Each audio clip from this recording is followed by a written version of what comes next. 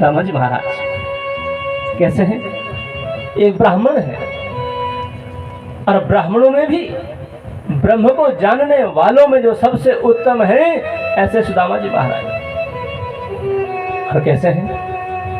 विरक्तः इंद्रियार्थेषु, अपने इंद्रियों के प्रति जो विरक्त रहते हैं। प्रशांतात्मा, जिनकी आत्मा बड़ी शांत है, जितेंद्रिय हैं, जिन्होंने अपने इंद्रियों को संयम में कर रखा है, ऐसे सुदामा जी महाराज।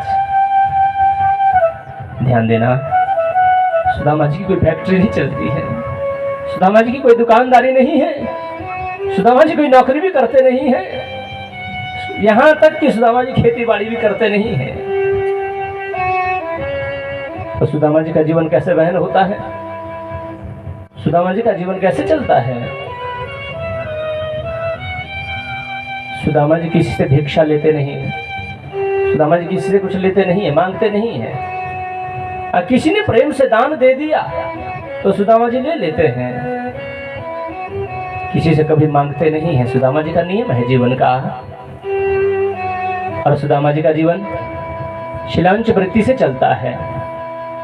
शिलांच वृत्ति का मतलब होता है, फसल जब पक जाती है और फसल काटते हुए, फसल इकट्ठी करते हुए जो दाने कुछ नीचे गिरते हैं, किसान फसल घर ले आता है, जो दाने नीचे गिरते हैं सुदामा जी जाकर के उन्हीं दानों को बिंद करके ले आते, उन्हीं दानों को इकट्ठा करके ले आते, उन्हें पकाते और उससे फिर अपने घर का भोजन बनता है।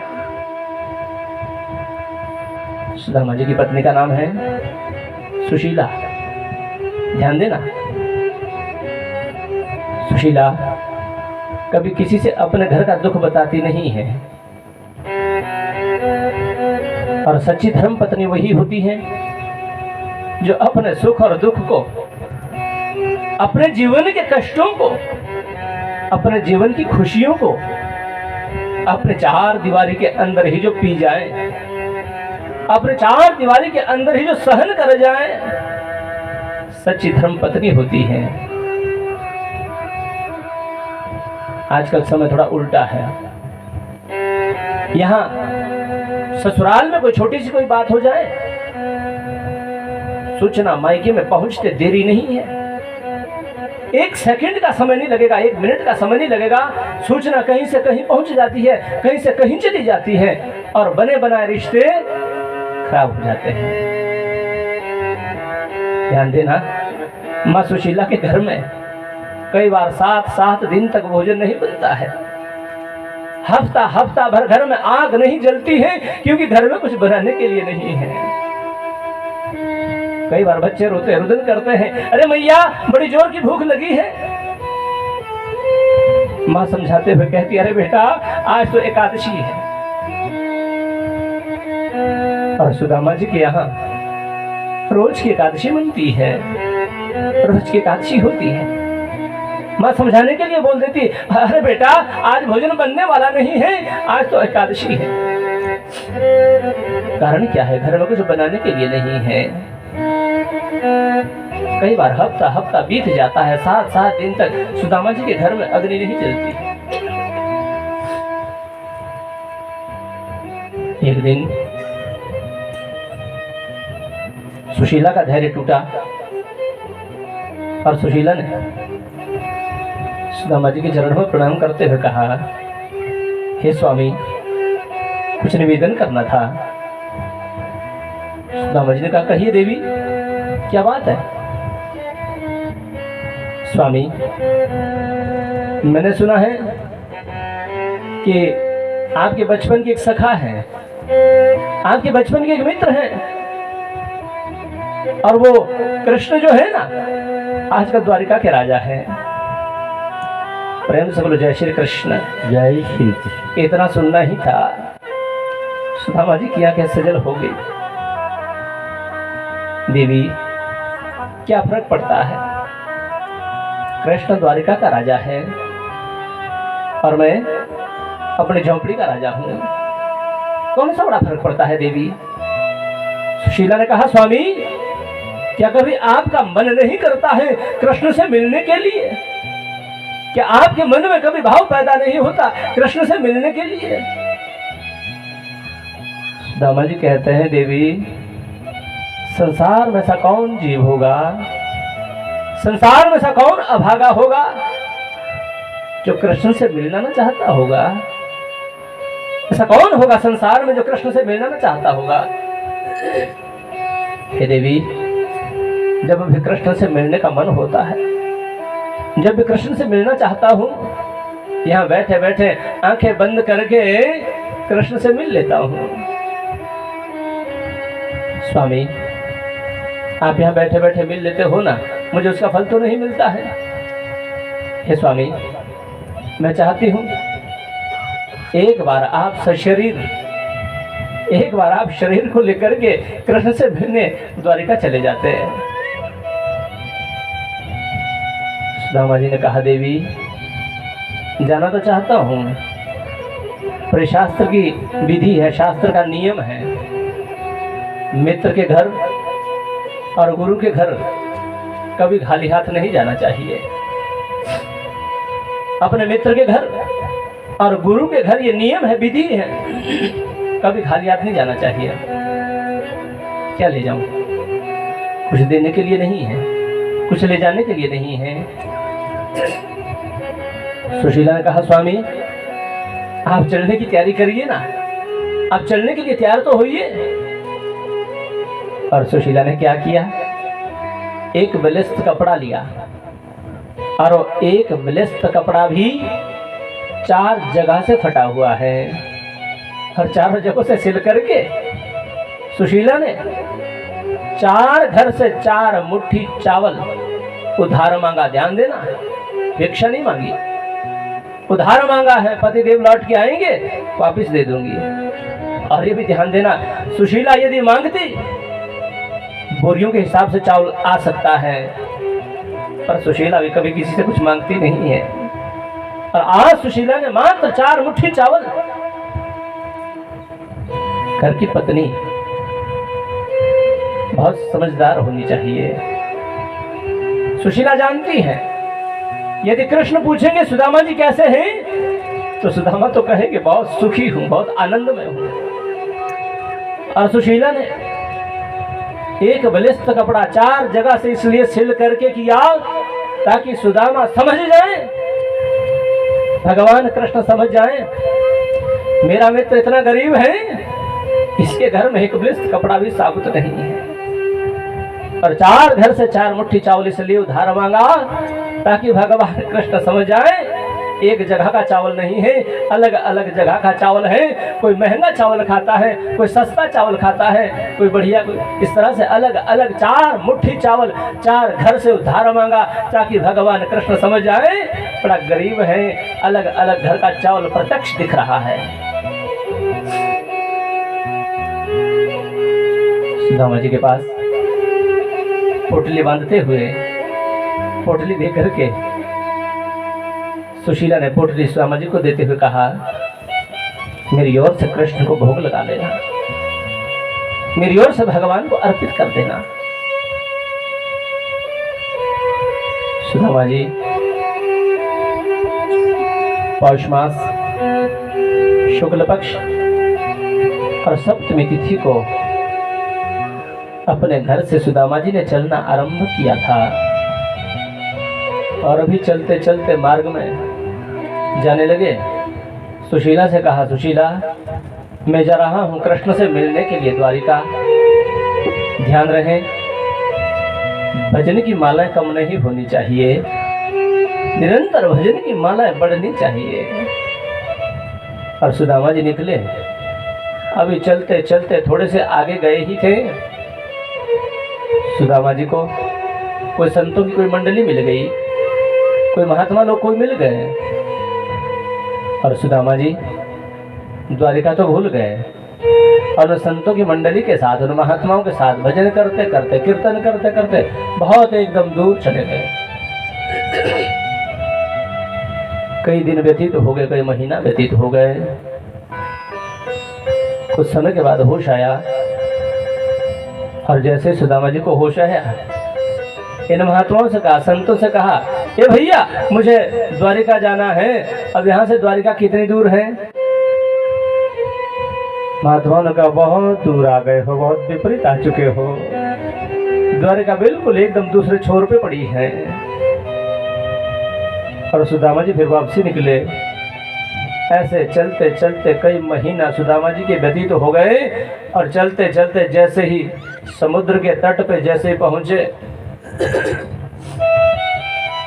सुदामा जी जैसे समुद्र के तट पे जैसे ही आए, सुदामा जी ने देखा कोई केवट नहीं है, कोई नाविक नहीं है जो मुझे पार लगा देगा।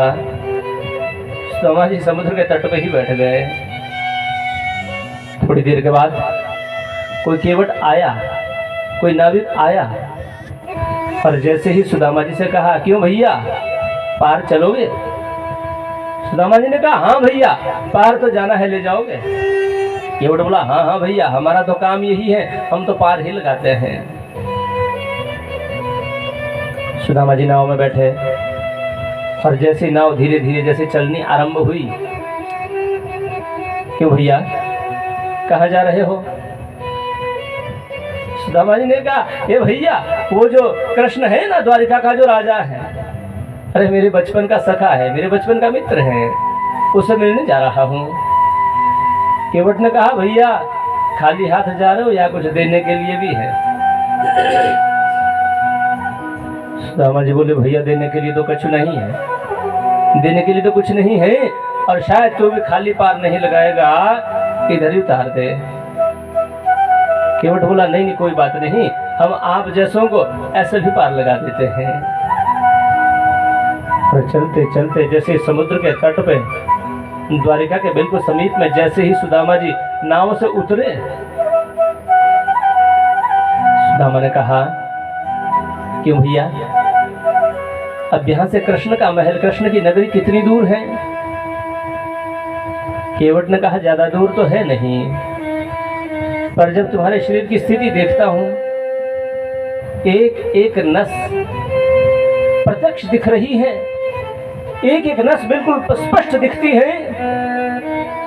केवट ने कहा सुदामा जी वैसे ज्यादा दूर तो है नहीं, पर जब तुम्हारे शरीर की मैं स्थिति देख रहा हूँ, आप एक दिन में 5 कदम से ज्यादा शायद नहीं चल पाओगे, और मुझे ऐसा लग रहा है कृष्ण की नगरी महल तक पहुँचते पहुँचते अभी तुम्हारे 6 महीना और लग सकते हैं। सच्चिदानंद भगवान की जय हो। सुदामा जी ने इतना सुनना था। सुदामा जी एकदम समुद्र के तट पर वहीं पर सो गए, वहीं पर पड़ करके भगवान कृष्ण से आंखें बंद करते हुए कहते हैं प्रभु आवश्यकता पड़े, गरज पड़े, आकर के यही दर्शन देना, अब मुझसे नहीं चला जाता है, मैं हार गया हूँ, मैं थक गया हूँ, अब चलने में असमर्थ हूँ, नहीं चला जाता, आकर के यही दर्शन दे देना। और सुदामा जी यही समुद्र के तट पर सो गए, और थोड़ी देर में जैसे ही नींद टूटी, कुछ देर के बाद जैसे ही नींद खुली, सुदामा जी ने देखा जगह जगह पर कृष्ण कृष्ण नाम की ध्वनि निकल रही है, जगह जगह पर वेद पाठ चल रहा है, जगह जगह पर प्रवचन सत्संग चल रहा है, स्वाहाकार चल रहा है। सुदामा जी की जैसे नींद टूटी, 2 द्वारपाल खड़े हैं। क्यों भैया ये कौन सी नगरी है? द्वारपालों ने कहा भैया ये तो कृष्ण की द्वारिका है। प्रेम से बोलो जय श्री कृष्ण, जय श्री कृष्ण। सुदामा जी सोए तो थे समुद्र के तट पे, और जब उठे तो कृष्ण के महल के मुख्य द्वार पर पड़े हैं। ध्यान देना, भगवान कहते हैं जरा एक बार मन को मोड़ करके तो देखो, एक बार मन से प्रीत करके तो देखो, एक बार मुझे पुकार करके तो देखो। तुम्हें पुकारने में देरी हो सकती है, तुम्हें बुलाने में देरी हो सकती है, भगवान कहते हैं मेरे आने में देरी नहीं हो सकती है। हम लोग संसार को अपना मानते हैं, बेटा बेटी नाती पोता को अपना मानते हैं, इसलिए ज्यादा समय उनके पालन पोषण के लिए देते हैं। भगवान को अपना नहीं मानते, इसलिए भगवान के लिए हमारे पास कोई समय ही नहीं होता है।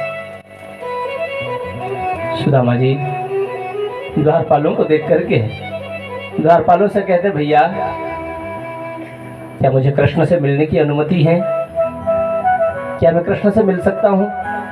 हे भैया, मेरी फटी हुई धोती, उधड़ी हुई रस्सी, फूटा हुआ लोटा और टूटी हुई छड़ी देख करके ये मत समझना कि मैं कृष्ण से कुछ मिलने आया हूँ। बस सिर्फ एक बार दर्शन करना चाहता हूँ, एक बार दर्शन की लालसा है। और तुम कहो कि दूर से दर्शन करके चला जा, मैं दूर से दर्शन करके निकल जाऊंगा, पर एक बार दर्शन करवा दो। द्वारपाल बोले यहीं खड़े रहिए, अभी पूछ करके आते हैं। और जैसे ही द्वारपाल जाने लगे, अभी द्वारपाल थोड़ा सा आगे गया ही था, सुदामा जी ने आवाज लगाते हुए कहा, ए भैया, कृष्ण से कहना तुम्हारे बचपन का सखा सुदामा आया है। अब इतना सुनकर के द्वारपाल जैसे ही दौड़ा दौड़ा गया।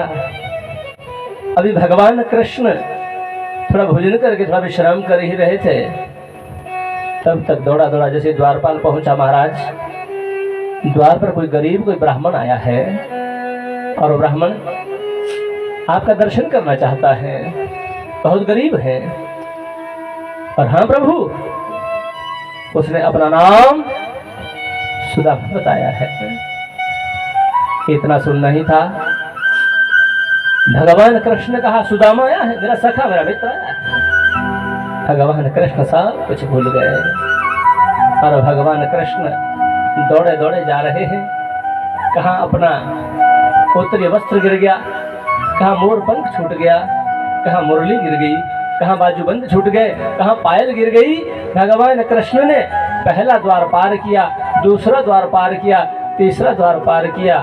ध्यान देना, भगवान से मिलने के लिए 7 द्वारों को पार करना पड़ता है। और भगवान दौड़े दौड़े दौड़े दौड़े पीछे पीछे उद्धव जा रहे हैं, दौड़े दौड़े। अरे ऐसा कौन सा मित्र आ गया, ऐसा कौन सा सखा आ गया कि भगवान कृष्ण सब कुछ भूल गए। 7 द्वार जैसे पार किए, सुदामा जी के पास जैसे पहुंचे, एकदम सुदामा जी को अंक में भर दिया, अपनी गोद में ले लिया।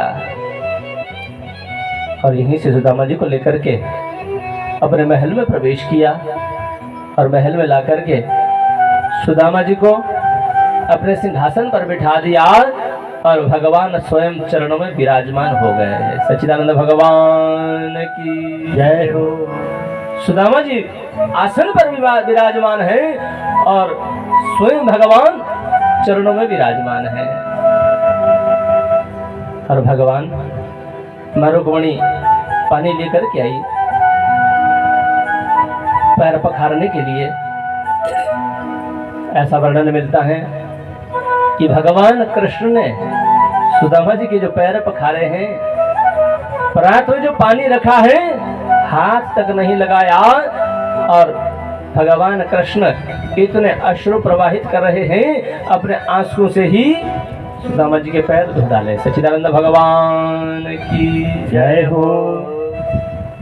घर में कोई भी अतिथि आता है, घर में कोई भी मेहमान आता है, तो ध्यान रहे, सबसे पहले चरण पखारा जाता है, सबसे पहले चरण धोया जाता है। कोई घर में कोई संत महात्मा, कोई ब्राह्मण विद्वान, कोई पुरोहित कोई आ जाए तो उसका चरण जरूर पखारना चाहिए। और उसका चरण पखार करके उस जल का छींटा अपने पूरे महल में करना चाहिए। क्यों? इसे पाद तीर्थ कहा जाता है। और जिस घर में पाद तीर्थ नहीं छिड़का जाता है, जिस घर में किसी ब्राह्मण किसी संत के चरणों को धो करके जहाँ जल नहीं छिड़का जाता है, वो घर कभी पवित्र नहीं होता है, इसे पाद तीर्थ कहते हैं। और भगवान कृष्ण ने संसार के सभी लोगों को शिक्षा देते हुए सुदामा जी के चरण पखार करके वही जल अपने पूरे महल में उस जल का छींटा किया और स्वयं को चरणों में विराजमान होकर के बड़े प्रेम से सेवा कर रहे हैं। सुदामा जी कहते, भैया क्यों ऐसी सेवा करते हो, क्यों ऐसे लज्जित करते हो, मुझे बड़ी शर्म आ रही है। और सेवा करते हुए तब तक माँ रुक्मिणी ने अनेक प्रकार के पकवान बना करके जैसे ही तैयार किए और जैसे ही सुदामा जी, भगवान कृष्ण कहते हैं, सुदामा जी आप बहुत दिन से चलकर क्या रहे होंगे, थक गए होंगे, हार गए होंगे, भूख प्यास लग रही होगी, आइए थोड़ा भोजन ग्रहण कर लीजिए।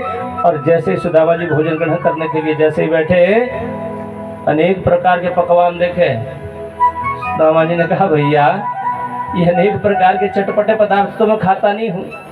अगर ये अनेक प्रकार के पकवान में खाऊं उसे भजन में मन नहीं लगता है। हमारे को तो जब 2-4 प्रकार की चटनी और वो अचार और जब तक दाल सब्जी ना हो तो भोजन का मजा नहीं आता है। पर सुदामा जी कहते हैं ये अनेक प्रकार के चटपटे पकवान खाता नहीं हूँ, चटपटे पदार्थ खाता नहीं हूँ। अरे भैया मैं तो बस रुखी सूखी रोटी खाता हूँ, उससे भजन में मन ज्यादा लगता है। भगवान कृष्ण कहते कुछ नहीं होगा, ग्रहण कर लीजिए। तो सुदामा जी कहते भैया आपको भी मेरे साथ भोजन ग्रहण करना होगा। भगवान कृष्ण कहते हैं अरे अभी तो निवृत्त हुआ, भोजन करेंगे। सुदामा जी कहते ना ना भैया, एक साथ मिल करके एक समय भोजन करना होगा। दोनों ने बड़े प्रेम से भोजन किया और भोजन करके सुदामा जी को फिर सिंहासन पर बिठाया और भगवान कृष्ण ने अपनी पत्नियों से कहा देवियों आइए सुदामा जी को प्रणाम करिए। सच्चिदानंद भगवान की जय हो। और जैसे ही सबसे पहले मैं रुक्मणी आई जी, मैं रुक्मणी प्रणाम करती हूँ, देवी चिर सौभाग्यवती रहो। जी मैं जाम्बवती प्रणाम करती हूँ, देवी चिर सौभाग्यवती रहो। जी मैं सत्यभामा प्रणाम करती हूँ, देवी चिर सौभाग्यवती रहो। जी मैं कालिंदी प्रणाम करती हूँ, देवी चिर सौभाग्यवती रहो। जी मैं मित्रविंदा प्रणाम करती हूँ, देवी चिर सौभाग्यवती रहो। जी मैं नागनजीति प्रणाम करती हूँ, देवी चिर सौभाग्यवती रहो। जी मैं भद्रा प्रणाम करती हूँ, देवी चिर सौभाग्यवती रहो। जी मैं सत्या प्रणाम करती हूँ, देवी चिर सौभाग्यवती रहो। ऐसे करते करते 500 ने तो प्रणाम कर लिया और सुदामा जी की बाजू में दर्द हो गया। सुदामा जी ने कहा भैया तो वैसे दिक्कत हो जाएगी। और भगवान कृष्ण को पास में बुलाते हुए कहा ये भैया जरा पास में आना। और जैसे भगवान कृष्ण पास में आए, भगवान कृष्ण कहा कहिए क्या बात है। सुदामा जी बोले ये सब अपनी है। प्रेम से बोलो जय श्री कृष्ण। जय श्री कृष्ण। भगवान कृष्ण बोले हाँ हाँ सब अपनी है। सुदामा जी ना ना ऐसा भी होता है ना, घर में कोई संत महात्मा कोई आ जाए तो आस पड़ोस की भी इकट्ठी हो जाती है। भगवान कृष्ण के ना ना ये सब अपनी है। सुदामा जी बोले तो कितनी है। भगवान कृष्ण कहते हैं आपकी कृपा से आपके आशीर्वाद से बहुत है। 16,108। सुदामा जी बोले भैया यदि मैं से आशीर्वाद देता रहा ना तो मेरा 1 महीना तो कम से कम लगने वाला है। बाजी तो खैर चलो दूसरी डलवा दूंगा, वो तो चिंता की बात नहीं, पर मेरा 1 महीना आशीर्वाद में ही निकल जाएगा। इसलिए भैया ऐसा करिए सबकी तरफ से आप ही प्रणाम करिए, मैं तेरे को आशीर्वाद दे दूंगा। भगवान कृष्ण ने प्रणाम किया और बड़े प्रेम से आज भगवान सुदामा जी आज दिन में दोपहरी में पहुंचे, आज रात्रि में यही विश्राम किया। और प्रातः काल होने पर सुदामा जी ने कहा संध्या वंदन से निवृत्त होकर के सुदामा जी कहते हैं भैया हे कृष्ण अब मैंने भैया रास्ता देख लिया, अब मैं वापस लौट के जाना चाहता हूँ। सच्चिदानंद भगवान की जय हो। आज जैसे कैसे सुदामा जी को रोका और बड़े प्रेम से सिंहासन पर बिठाया और भगवान कृष्ण सुदामा से कहते हैं सुदामा जी बहुत दिन हो गए मिले हुए, बिछड़े हुए बहुत दिन हो गए। गुरुकुल में साथ रहते थे भैया, आप तो कहते थे मैं तो दंडी स्वामी बनूंगा, मैं तो विवाह करूंगा ही नहीं। उसके बाद आप अपने आश्रम पर चले गए, मैं अपने घर को आ गया, पर आपने बताया नहीं, क्या आपने भी विवाह किया। सुदामा जी ने कहा हाँ भैया हमने भी विवाह किया है और तुम्हारी भाभी को नाम है सुशीला। सच्चिदानंद भगवान की जय हो। इतना सुनना ही था। सुदामा जी कहते हाँ भैया तुम्हारी भाभी को नाम है सुशीला। इतना सुनना ही था। भगवान कृष्ण ने हाथ आगे करते हुए कहा भाभी ने मेरे लिए क्या भेजा है। अब सुदामा जी एकदम शर्माए। सुदामा जी कैसे कहे, मैं कच्चे चावल तेरे लिए दिए हैं और यहाँ लाखों की भीड़ है। कितना परिवार है भगवान कृष्ण का, लाखों की भीड़ है और भगवान कृष्ण सुदामा जी शर्मिंदा होकर के कहते कैसे तू कच्चे चावल तेरे लिए भेजे हैं। सुदामा जी ने पोटली अपनी बगल में छुपा दी और सुदामा जी कहते हैं ऐसा करता हूं ना अभी थोड़ी बात बदल देता हूँ। जब सब लोग चले जाएंगे, जब खाली हो जाएगा मैं तो सिर्फ कृष्ण और मैं रहेंगे, तब दूंगा भैया कच्चे चावल तेरे लिए भाभी ने भेजे हैं। भगवान कृष्ण कहते हैं भाभी ने मेरे लिए क्या भेजा है? सुदामा जी कहते हैं कृष्ण तुझे मालूम है जब हम लोग गुरुकुल में पढ़ते थे भैया, गुरुदेव कहते थे भाई पढ़ने में तो सुदामा तीव्र है, बहुत तेज है, और उधम मचाने में कृष्ण तेज है। भगवान कृष्ण बोले हाँ मालूम है, पर ये बता भाभी ने मेरे लिए क्या दिया है? सुदामा जी कहते मानने वाला नहीं है। अरे अरे कृष्ण मालूम भैया, एक बार जब हम लोग गुरुकुल में रहते थे, एक बार संविदा लाने के लिए गए, बड़ी जोर की बारिश हुई, हम जल्दी लौट करके नहीं आए।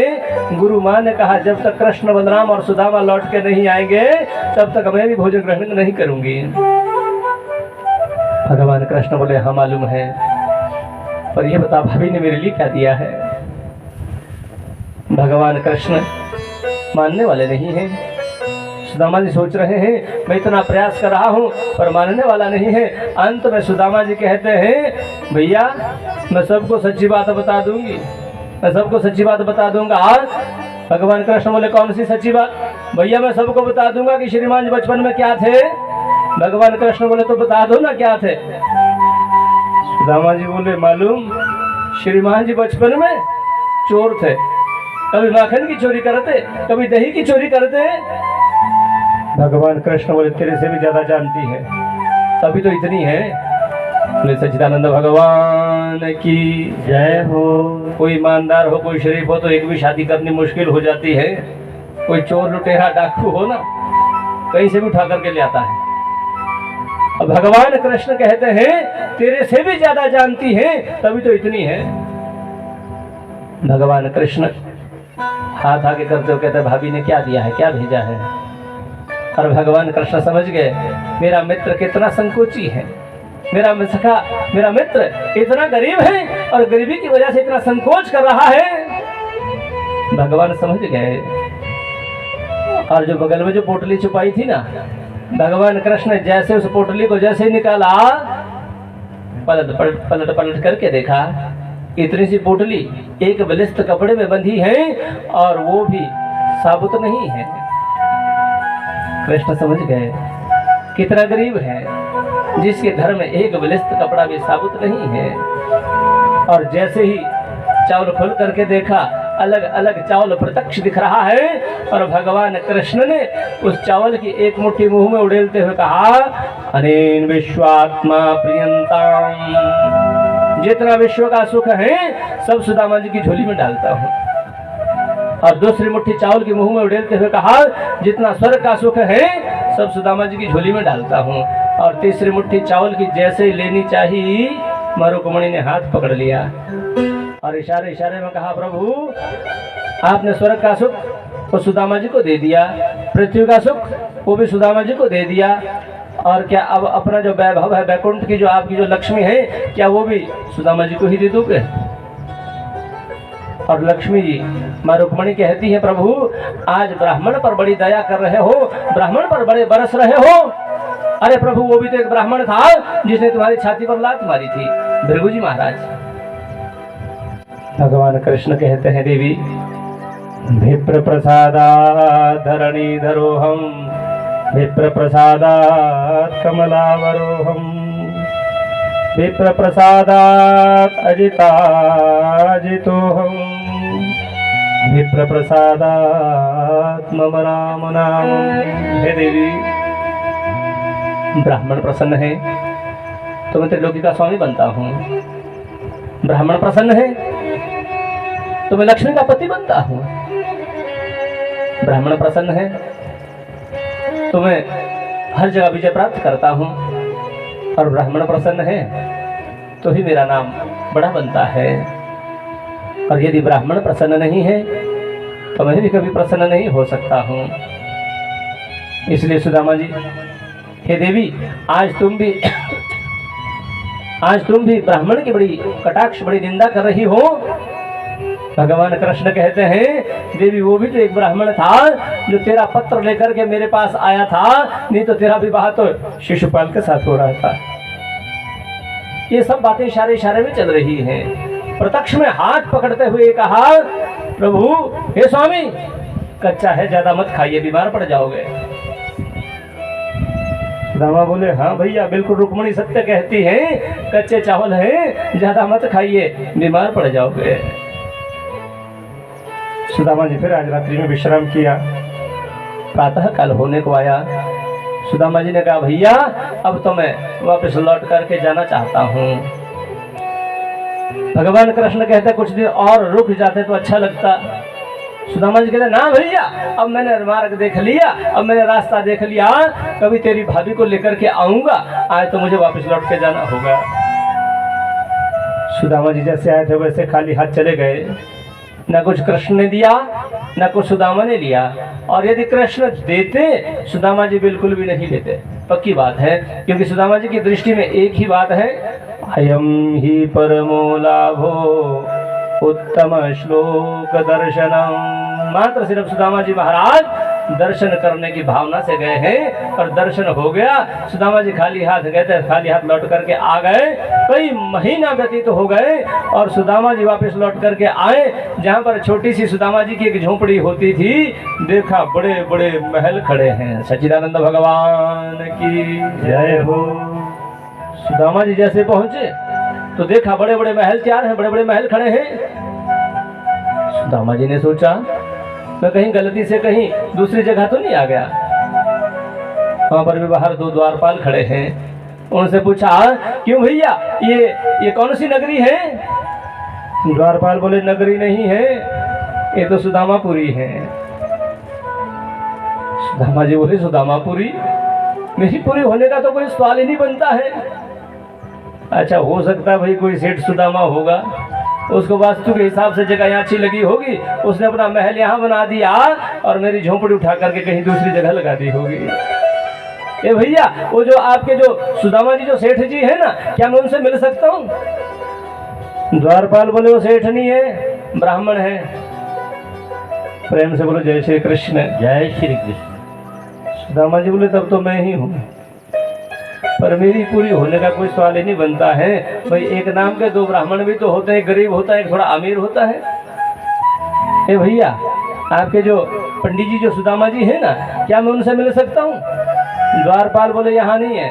फिर कहाँ है? भाई वो तो द्वारिका गए हैं। सुदामा जी बोले, तब तो मैं यूँ, पक्की बात है, पर मेरी पूरी होने का कोई सवाल ही नहीं बनता है। हो सकता है शायद पैसे वाला सुदामा होगा, अपनी गाड़ी लेकर के जाता होगा और 2-4 दिन में लौट करके आ जाता होगा। द्वारपालों से कहा, भैया कब गए हैं तुम्हारे पंडित जी सुदामा जी? द्वारपाल बोले, हमें मालूम नहीं है, जब तो हम आए तब तो यहाँ थे ही नहीं, उससे पहले के निकले हैं। सुदामा जी बोले, तब तो पक्की बात है, मैं ही हूँ। सच्चिदानंद भगवान की जय हो। सुदामा जी बोले, अच्छा ठीक है भैया, अगर आपके पंडित जी सुदामा जी अगर यहाँ पे नहीं है, उनकी महारानी तो यहाँ होगी। द्वारपाल बोले, हाँ, उनसे कहना एक बार मिलना चाहता हूँ।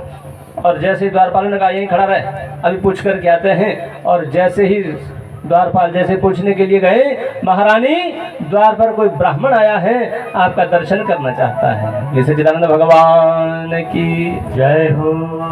अब वो वाली थोड़ी ना थी सुशीला जिसको छोड़ के गए थे सुदामा जी महाराज। भैया अब तो महारानी थी, पूरा श्रृंगार, पूरी साज सज्जा और ब्यूटी पार्लर से एकदम सज धज के। और जैसे ही सुशीला जैसे बाहर आई, सुशीला ने देखा सुदामा जी। सुदामा जी कहते हैं, सुशीला ये सब क्या है? सुशीला बोली, यही तो उसकी कृपा है, यही तो मुरली वाले की कृपा है, उसी ने सब कुछ ये स्थिति बना दी। सुदामा जी बोले, तेरे ऊपर बड़ी कृपा कर गया, मेरी तो धोती भी वही 50 जगह से फटी हुई, कोई उधड़ी हुई रस्सी, फूटा हुआ लोटा, टूटी हुई छड़ी, तुम्हारे ऊपर बड़ी कृपा कर गया। हे देवी, अब ऐसा करिए, बड़े प्रेम से यहीं पर चांदी की चटनी बनाइए, हीरे का भात बनाइए, सोने की दाल बनाइए, बड़े प्रेम से भोग पाइए। मैं तो जा रहा हूँ भगवान का भजन करने के लिए वन में। और जैसे सुदामा जी जैसे निकलने लगे, सुशीला ने कहा, आप यहाँ पे नहीं रहोगे तो मैं भी यहाँ पर रह करके क्या करूंगी? और जैसे सुशीला भी जैसे निकलने लगी, पीछे से आवाज आई, सुदामा जी। पीछे मुड़ करके देखा, वही मुरली वाला, टेढ़ी टांग वाला, वही भगवान कृष्ण महल पर खड़े हैं। सुदामा से कहा, सुदामा पूरी त्रिलोकी भी यदि तुझे दे दूं तो भी तुझे अभिमान नहीं हो सकता है। बड़े प्रेम से यहीं पर राजपाट भोगिए, यही मेरा भजन करिए, समय आने पर तुम्हें मेरे धाम की प्राप्ति हो जाएगी। सच्चिदानंद भगवान की जय हो। सुदामा जी का चरित्र बताया और भगवान कृष्ण समय समय पर अपने बच्चों को शिक्षा देते हैं और सच्चे माता पिता वही होते हैं जो समय समय पर अपने बच्चों को शिक्षा दिया करते हैं। माता शत्रु पिता बैरी येन बालो न पाठितः न शोभते सभा मध्य हंस मध्य तको यथा। भगवान बार बार अपने बच्चों को शिक्षा देते हैं। और ध्यान देना, परिवार का बड़ा होना अच्छी बात है, पर परिवार में मन को लगा करके रखना सब मेरा परिवार मेरा है, धन मेरा है, संपत्ति मेरी है, जायदाद मेरी है, मकान मेरा है, ये मानना ही सबसे गलत बात है। कृष्ण कन्हैया लाल की जय हो। संसार में अकेले आए हैं, जाना भी अकेला ही होगा, ये संसार का हर जीव जानता है। जिंदगी में हजारों का मेला जुड़ा, हंस जब जब उड़ा तब अकेला उड़ा।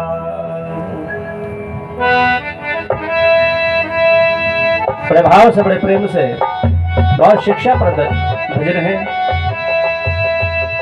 जिंदगी में हजारों का मेला जुड़ा, हंस जब जब उड़ा तब अकेला उड़ा।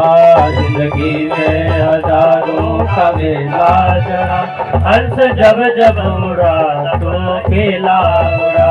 जिंदगी में हजारों का मेला जुड़ा, हंस जब जब उड़ा तब अकेला उड़ा। जिंदगी में हजारों का मेला जुड़ा, हंस जब जब उड़ा तब अकेला।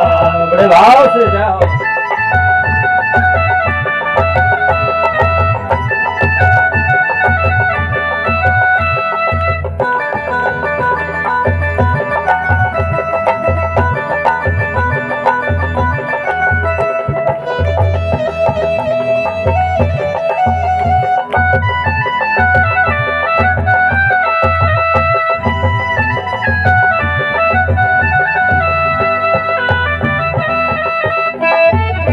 जय श्री राधे।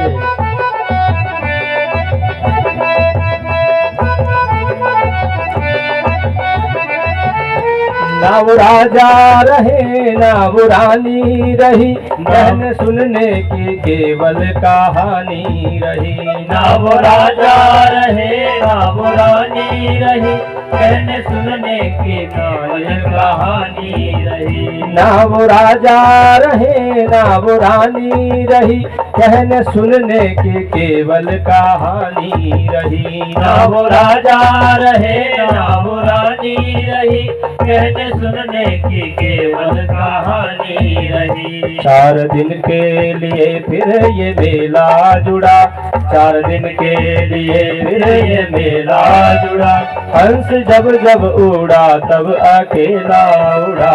जिंदगी में हजारों का मेला जुड़ा, हंस जब जब उड़ा तो अकेला उड़ा। बड़े भाव से जय श्री राधे।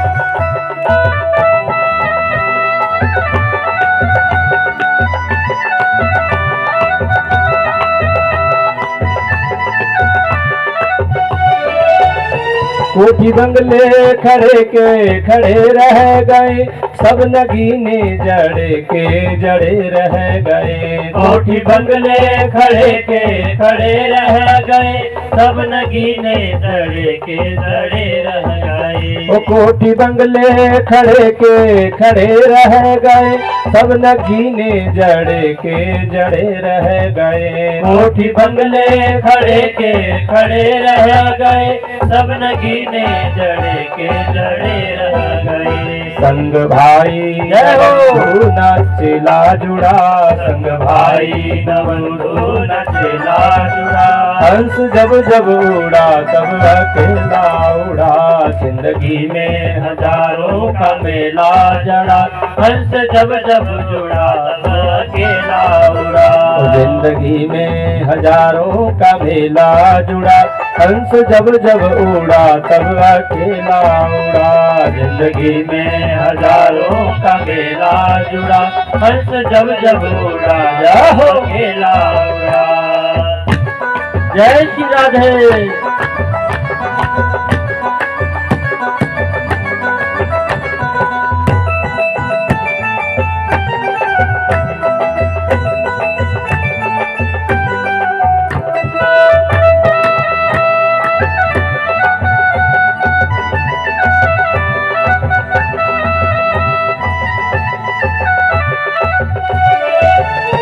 ना वो राजा रहे ना वो रानी रही कहने सुनने की केवल कहानी रही। ना वो राजा रहे ना वो रानी रही कहने सुनने की नावल कहानी रही। ना वो राजा रहे ना वो रानी रही कहने सुनने की केवल कहानी रही। ना वो राजा रहे ना वो रानी रही कहने सुनने की केवल कहानी रही। 4 दिन के लिए फिर ये मेला जुड़ा 4 दिन के लिए फिर ये मेला जुड़ा।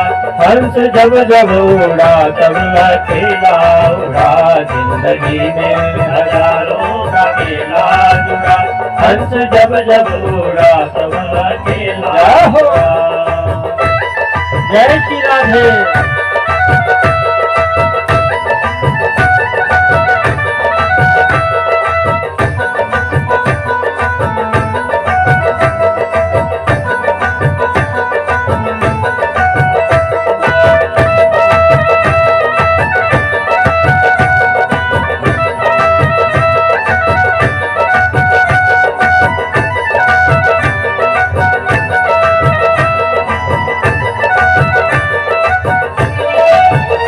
कोठी बंगले खड़े के खड़े रह गए सब नगीने जड़े के जड़े रह गए।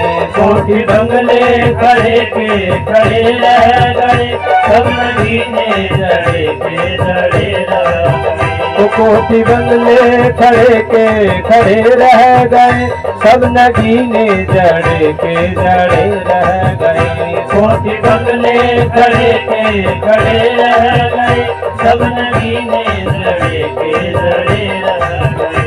संग भाई न बंधु न चेला जुड़ा संग भाई न बंधु न चेला जुड़ा। हंस जब जब उड़ा तब अकेला उड़ा जिंदगी में हजारों का मेला जुड़ा। हंस जब जब उड़ा तब अकेला उड़ा। ओ जिंदगी में हजारों का मेला जुड़ा हंस जब जब उड़ा तब अकेला उड़ा। जिंदगी में हजारों का मेला जुड़ा। हंस जब जब उड़ा तब अकेला उड़ा। ओ हंस जब जब उड़ा तब अकेला उड़ा हंस जब जब उड़ा तब अकेला उड़ा। ओ हंस जब जब उड़ा तब अकेला उड़ा हंस जब जब उड़ा तब अकेला उड़ा। श्री सच्चिदानंद भगवान की जय हो। बाल कृष्ण लाल की जय हो। भगवान कृष्ण समय समय पर अपने बच्चों को शिक्षा देते हैं। भगवान कृष्ण कहते हैं संतों का अपराध करने वाला, ब्राह्मण का अपमान करने वाला, बुजुर्गों का अपमान करने वाला यदि मेरा अपना भी हो तो भी नहीं बचा सकता हूँ। भगवान कृष्ण कहते हैं जीवन में 4 बातें ध्यान रखने वाली हैं, रूप, यौवन, संपत्ति और प्रभुत्व। ये जीवन की 4 बातें बड़े काम की हैं। रूप मिले तो सदुपयोग करना। व्यक्ति जितना ज्यादा रूपवान होता है उतना ही ज्यादा बिगड़ा हुआ भी होता है। इसलिए भगवान कृष्ण कहते हैं रूप मिले तो सदुपयोग करना। यौवन माने जवानी, जवानी मिले तो सदुपयोग करना। व्यक्ति सबसे ज्यादा अपराध, सबसे ज्यादा दुराचार, सबसे ज्यादा पाप कर्म यदि करता है तो जवानी में करता है। तीसरी बात कही संपत्ति, जहाँ धन ज्यादा हो, जहाँ संपदा ज्यादा हो, उस घर के बच्चे बिगड़ जाते हैं और उस घर में अनुशासन बहुत कम रह जाता है। इसलिए संपत्ति, धन मिले तो सदुपयोग करना, संपदा मिले तो सदुपयोग करना। और चौथी बात कही प्रभुत्व, समाज में ऊंचा पद प्राप्त होना। समाज में ऊंचा पद यदि प्राप्त हो जाए तो भगवान कहते हैं उसकी गरिमा बना कर रखना, उसका सदुपयोग करना। ऊंचा पद प्राप्त होने पर हम लोग अपनी मति खो बैठते हैं, अपना हम लोग उस पद का दुरुपयोग करना शुरू कर देते हैं और फिर उसका हम महत्व नष्ट कर देते हैं। इसलिए बहुत जल्दी नीचे गिरना पड़ता है। बोलिए सच्चिदानंद भगवान की जय हो। प्रभुत्व माने समाज में ऊंचा पद, समाज में ऊंचा स्थान। ध्यान देना, जब छोटे तौर पर कहता हूं, जब पंचायत का जब इलेक्शन होता है ना, जब 2-4 प्रधान जी जब इलेक्शन के लिए जब खड़े होते हैं तो बड़े प्रेम से हाथ जोड़ते हुए जरा ध्यान रखना हमारा जी, बल्कि यहाँ तक कि पैर भी छूते हैं, बस आशीर्वाद बना के रखना, बस थोड़ा हमारा ध्यान रखना जी, बस आपका ही आशीर्वाद चाहिए। और ध्यान देना, वही हाथ जोड़ने वाले, पैर पकड़ने वाले, पैर छूने वाले, वही प्रधान जी आशीर्वाद लेने वाले एक बार जीत करके चले जाएं, प्रधान जी नमस्ते, तो प्रधान जी इधर कम देखते हैं, उधर ज्यादा देखते हैं। सब एक जैसे नहीं होते, अधिक तौर पर यह स्थिति देखी जाती है। एक बार पद प्राप्त हो जाए, एक बार ऊंचा पद प्राप्त हो जाए, हम अपनी गरिमा खो बैठते हैं, अपना महत्व खो बैठते हैं। भगवान कृष्ण कहते हैं बच्चों तुम लोग रूपवान हैं, तुम इतने रूपवान हैं, इतने सुंदर हैं कि करोड़ों कामदेव भी तुम्हारे सामने परास्त हो जाए। और इसमें तुम लोग जवान भी हैं, युवावस्था में भी हैं, और संपत्ति की तुम्हारे पास कोई कमी नहीं है, संपदा की तुम्हारे यहाँ कोई कमी नहीं है। और तुमने मेरे कुल में जन्म लिया है, तुमने मेरे यहाँ जन्म लिया है, इसलिए समाज में बड़े बड़े ऋषि, अमलात्मा, संत, महंत भी तुम्हारा सत्कार करेंगे, तुम्हारा सम्मान करेंगे, तुम्हें ऊंचा पद प्रदान करेंगे। हे बच्चों, अपने विवेक को कभी मत खोना। बच्चे बात से ध्यान से कोई बात सुनी नहीं, और बच्चे कहते हैं पिताजी को जब देखो संतों की बड़ाई, जब देखो महात्माओं की बड़ाई, जब देखो तो संत और महात्मा इनकी दृष्टि में जाता है। बच्चों ने बात को थोड़ा ध्यान से नहीं सुना, और एक दिन यही बच्चे घूमते घूमते कहीं बहुत दूर कहीं वन में चले गए, और वन में जाकर के बैठे हैं ऋषि, और जैसे आज जाकर के जैसे ही संत लोग, महात्मा लोग जैसे बैठे थे, इन बच्चों ने क्या किया, जाम्बवती का बेटा है सांब, देखने में बहुत सुंदर है, इतना सुंदर, इन बच्चों ने क्या किया, इसका एक दुल्हन का जैसा रूप बना दिया, सुंदर श्रृंगार कर लिया, और सुंदर दुल्हन का जैसा रूप बना करके महात्माओं की परीक्षा लेने की चाहिए। और जैसे महात्माओं के सामने जैसे पहुंचे, महात्माओं ने कहा बेटी क्या लेना चाहती है, क्या मांगना चाहती है। दूसरे जो बच्चे थे उन्होंने कहा महाराज अब ये नई नई बहू है ना, थोड़ी शर्मा रही है। अब महात्मा लोग समझ गए, हमारी परीक्षा लेना चाहते हो, हमारी परीक्षा लेने आए हो, शाप देते हैं। इसके गर्भ के ऊपर से एक लोहे का पिंड पैदा होगा जो पूरे यदुवंश को नष्ट कर देगा, पूरे यदुवंश का नाश कर देगा। सच्चिदानंद भगवान की। वापस लौट करके आए, वस्त्र उतार के देखे, एक लोहे का पिंड पैदा हुआ, और जैसे लोहे का पिंड पैदा हुआ सब घबराए, बड़े दुखी हुए। शूरसेन से कहा अब हमें क्या करना चाहिए।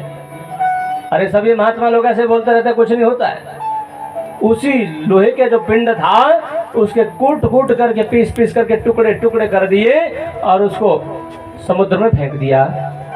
और जहां पर समुद्र में ये लोहे का पिंड जहां फेंका था वहां एरका नाम की घास पैदा हो गई, और उसमें से एक टुकड़ा किसी मछली ने निगल लिया और वो मछली किसी बहेलिये के द्वारा पकड़ी गई और जैसे मछली को चीरा गया, इसके अंदर से लोहे का एक सुंदर सा एक टुकड़ा पैदा हुआ और उस बहेलिये ने वही टुकड़ा अपने बाण में लगा दिया। सच्चिदानंद भगवान की जय हो।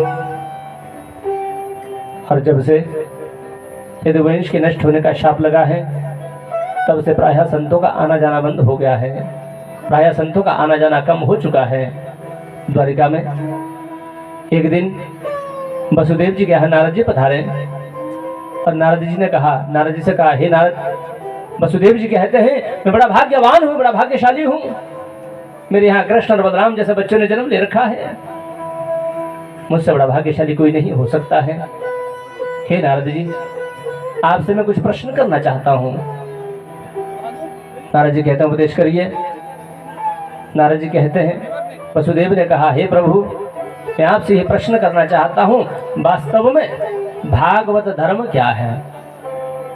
भागवत धर्म क्या है, मैं आपसे जानना चाहता हूँ। नारद जी कहते हैं, हे वसुदेव, जो प्रश्न तुम मुझसे कर रहे हो, यही प्रश्न एक बार राजा जनक ने नवयोगेश्वरों से किया था। भागवत धर्म क्या है, ध्यान देना। वास्तव में ये भागवत जो कथा है, भागवत जो धर्म है, वो क्या है? तो नवयोगेश्वरों ने उत्तर देते हुए कहा था, दुर्लभो मानुषो देहो देहिनां क्षणभंगुरः तत्रापि दुर्लभं मन्ये वैकुंठ प्रिय दर्शनम।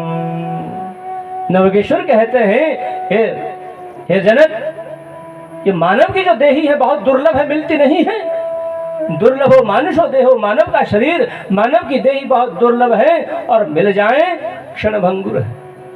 एक पल का, एक श्वास का कोई भरोसा नहीं। एक सांस ले लिया, दूसरे की कोई गारंटी नहीं है। इसलिए इस दुर्लभ मानव की देही में आकर के इस देही का सदुपयोग करना चाहिए। जितना हो सकता है भगवान का भजन कर लेना चाहिए, भगवान का चिंतन, भगवान का सत्संग कर लेना चाहिए, क्योंकि अंत में वही साथ जाने वाली वस्तु है। सच्चिदानंद भगवान की जय हो। कायेन वाचा मनसेन्द्रियर्वा बुद्ध्यात्मना वानुसृत स्वभावात् करोमि यत् सकलं परस्मै नारायणायेति समर्पयेत्। जो भी हम कर्म करते हैं, कायेन वाचा मनसेन्द्रियर्वा, शरीर के द्वारा, वाणी के द्वारा, मन के द्वारा और इंद्रियों के द्वारा, जो भी हम कर्म करते हैं, जो भी हम काम करते हैं, सब भगवान के चरणों में अर्पित कर दीजिए। अच्छा हुआ चाहे बुरा हुआ, जो भी दिन भर हम कर्म कमाते हैं, जो भी हम दिन भर हम काम करते हैं, रात्रि में शयन करने से पहले, सोने से पहले, वो सब जितना अच्छा और बुरा जितना कर्म है, सब भगवान को अर्पित कर दो। स्वयं को निश्चिंत होकर के सो जाओ। और रात्रि में जो हम कर्म करते हैं, चाहे अच्छा है चाहे बुरा है, जो भी कर्म है, प्रातः काल होने पर स्नान इत्यादि से निवृत्त होकर के 2 मिनट भगवान के चरणों का आश्रय ग्रहण करो।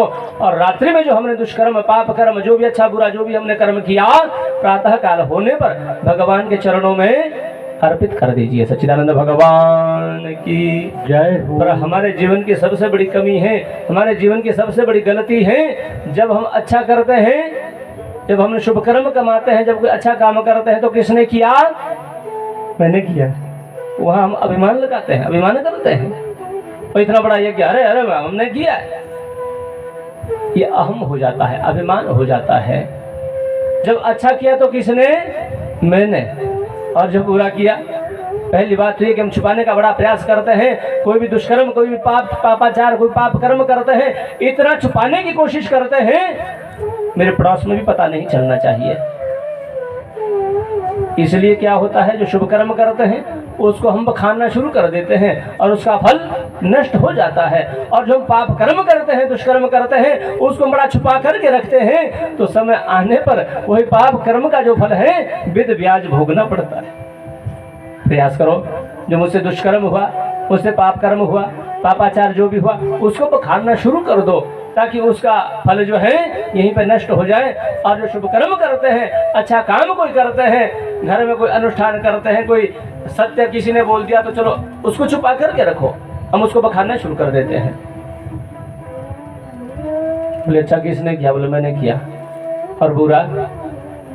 होवे वही जो राम रचि राखा। ये तो होना ही था, अरे तो पूर्व निश्चित था, हमारे प्रारब्ध में लिखा ही ऐसा था।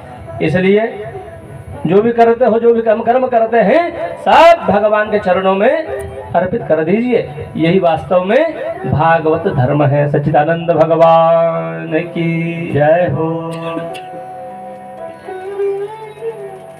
राजा जनक यहाँ से नौगेश्वर चले गए और इधर यदुवंशियों ने शराब का सेवन किया, मांस का भक्षण किया और शराब का सेवन करके, मदिरा का पान करके जहां वो पिंड पीस करके फेंका था, वहां एरका नाम की घास पैदा हो गई और पूरे यदुवंश 99 लाख यदुवंशियों ने एक दूसरे के ऊपर एरका नाम की घास फेंकना शुरू कर दिया और आपस में लड़ाई झगड़ा हो गया। आपस में लड़ झगड़ करके पूरा यदुवंश नष्ट होने को आ गया और बलराम जी महाराज शेषनाग बन करके समुद्र में विलीन हो गए और भगवान कृष्ण प्रभास क्षेत्र में पड़े हैं और चरणों में उद्धव है। प्रभु आप जा रहे हो धरा छोड़ करके, संन्यास क्या है, वैराग्य क्या है, तपश्चर्या क्या है, दान क्या है, दया क्या है, धर्म क्या है, पाप क्या है, प्रश्नों की बौछार लगा दी। यहाँ संन्यास के विषय में बताते हैं। सुखदेव जी कहते हैं, परीक्षित काम्यनाम कर्मणाम न्यासम कवयो विदुः। काम्य कर्मों का न्यास ही संन्यास कहलाता है। ध्यान देना, कोई भगवा कपड़ा पहनने से कोई सन्यासी नहीं बन जाता है। कोई घर बार छोड़ करके दूर वन में जाकर के रहता है, सन्यासी नहीं बन जाता है।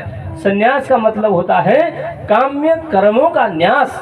हमारी जो इच्छाएं हैं, हमारी जो वासनाएं हैं, हमारे जो अंदर के जो बुरे बुरे जो भाव हैं, उसका दमन कर दो, उसको नष्ट कर दो। और जो प्रेम हम संसार से करते हैं, वही प्रेम ईश्वर के चरणों में कर दो, वही तो सन्यास है। और वैराग्य क्या है? बंधु, वैराग्य 3 प्रकार का होता है। एक होता है शमशान वैराग्य, एक होता है मरकट वैराग्य और तीसरा होता है सच्चा वैराग्य। ये शमशान वैराग्य क्या है? जब किसी की अर्थी के साथ जब हम जाते हैं शमशान घाट के लिए, किसी की अर्थी को लेकर के जब हम शमशान घाट की जब यात्रा जब करते हैं, तो ध्यान देना व्यक्ति विरक्त हो जाता है। हे भगवान, देखिए रात को भली चंगी बात हुई, भोजन किया, सब कुछ बढ़िया था, अच्छा कारोबार था, रात को हमसे फोन पे बात हुई, महाराज सुबह को पता चला व्यक्ति मर गया। व्यक्ति विरक्त हो जाता है। संसार से कुछ ले नहीं जाना है, पता नहीं संसार से कब गमन हो जाए, पूरा व्यक्ति विरक्त हो जाता है। और वो वैराग्य कब तक रहता है? जब तक चिता में आग नहीं लगती है, जब तक वो चिता जल करके शांत नहीं होती है। जैसे चिता को जला करके, चिता को शांत करके जैसे हम लौट करके आते हैं, शमशान वैराग्य खत्म हो जाता है। घर में आकर के लोग नहाते भी नहीं है। कुछ तो इतने अच्छे लोग हैं, घर में आकर के स्नान भी नहीं करते हैं, ना हाथ मुंह धोते, ना कपड़े बदलते हैं, ना जनेऊ परिवर्तित करते हैं। बस इधर है, थोड़ी चाय तो पिला दो, सारे दिन भर परेशान हो गए, आज सारा दिन ही खराब हो गया। सच्चिदानंद भगवान की जय हो। वो वैराग्य की बात शमशान में रह गई। मैं विशेष निवेदन कर दूं, जब भी हम किसी की अर्थी के साथ जब जाते हैं, तो वापस आकर के पहले स्नान करके, वस्त्र परिवर्तित करके और जनेऊ धारण करके तब ही जाकर के जलपान ग्रहण करना चाहिए। जो बिना नहाए, बिना कपड़े उतारे, बिना इसके जो भोजन ग्रहण करता है, उसको प्रेत भोजी कहा है। वो प्रेत का भोजन करता है और घर में उसे दुख दरिद्रता पड़ती है, व्याधि पड़ती है और घर की जो संपदा है नष्ट हो जाया करती है। जब भी शमशान जाओ, किसी के साथ भी जाओ, चाहे अपने कोई मित्र है, चाहे घर के सदस्य हैं, चाहे कोई बाहर का कोई व्यक्ति क्यों नहीं है, जब भी हम शमशान जाते हैं, आकर के पहले वस्त्र परिवर्तित कर दीजिए, वस्त्र दूसरे धारण कर दीजिए और नहा धोकर तब हमें जल ग्रहण करना चाहिए, चाय पान ग्रहण करना चाहिए। यह है शमशान वैराग्य। दूसरा होता है मरकट वैराग्य। मरकट कहते हैं बंदर को। आप लोगों ने देखा होगा भाई, घर में कई बार इतनी परेशानियां हो जाती हैं, व्यक्ति इतना दुखी हो जाता है, पति पत्नी में थोड़ी नहीं बनी, बच्चों के साथ थोड़ी नहीं बनी, सो दुखी होकर के पिताजी ने कहा मैं जा रहा हूँ, घर बार छोड़ करके सीधा वृंदावन के लिए जा रहा हूँ। अभी थोड़ी देर के लिए मरकट वैराग्य आया और अभी कालका रेलवे स्टेशन पर गया ही था, तो चलो यहाँ से ट्रेन ले लेता हूँ, सीधा वृंदावन निकल जाता हूँ। अभी वहाँ गया ही था, तब तक पोता की याद आ गई और पिताजी टैची उठा करके फिर वापसी आ गए।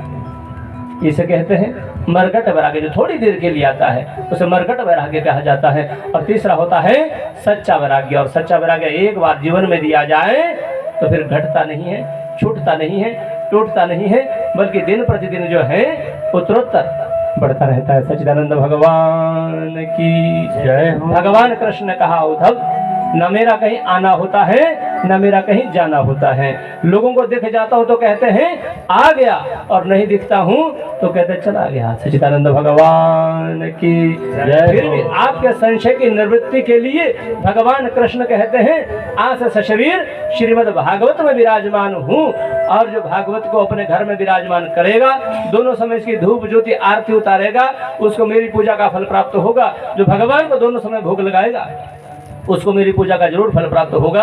ऐसा अवसर नहीं मिल पाता है, तो भाई जहाँ भागवत जी की कथा हो रही हो, जहाँ भागवत जी विराजमान हो, जाकर के रोज चाहे थोड़ी देर ही सही, पर भागवत जी के चरण में जरूर थोड़ी देर के लिए हाजिरी लगाओ, ये प्रयास करना चाहिए, उसको भी मेरी भक्ति प्राप्त होती है। इतना भी समय नहीं मिल पाता है, 7 दिन यदि कथा श्रवण नहीं कर सकते हो तो एक दिन कम से कम जरूर समय निकाल देना चाहिए भागवत जी के लिए।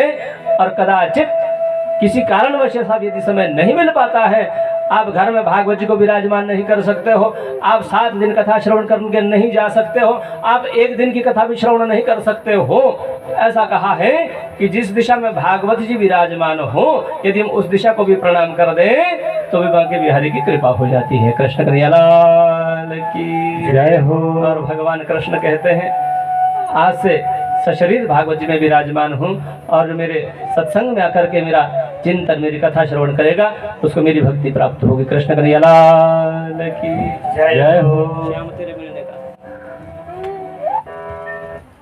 कृष्ण कन्हैया लाल की जय हो। बालकृष्ण लाल की जय हो। श्रीमद् भागवत महापुराण की जय हो। श्याम तेरे मिलने का सत्संग ही बहाना है, श्याम तेरे मिलने का सत्संग ही बहाना है। ओ कन्हैया तुमसे मिलने का सत्संग ही बहाना है, कन्हैया तुमसे मिलने का सत्संग ही बहाना है। बड़े भाव से जय हो।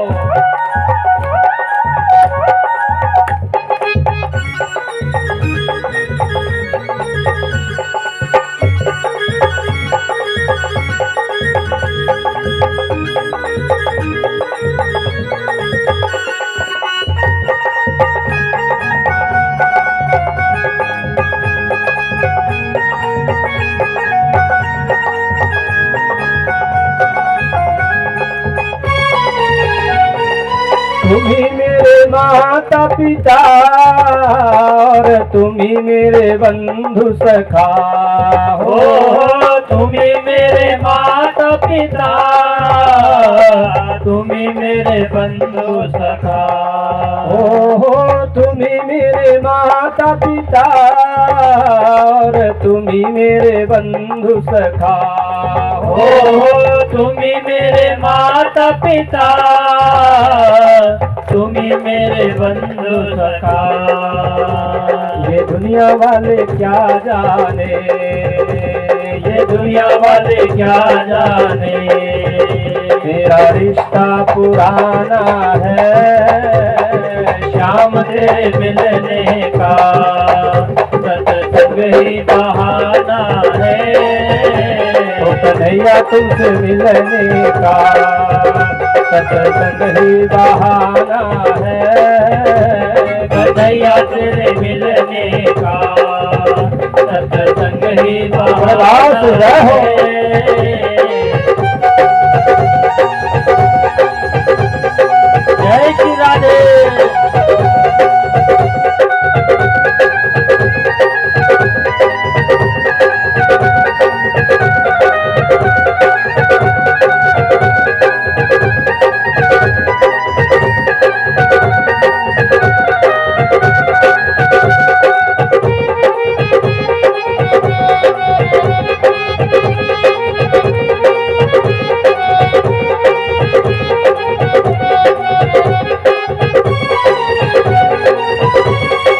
मथुरा में ढूंढा तुम्हें और गोकुल में पाया है।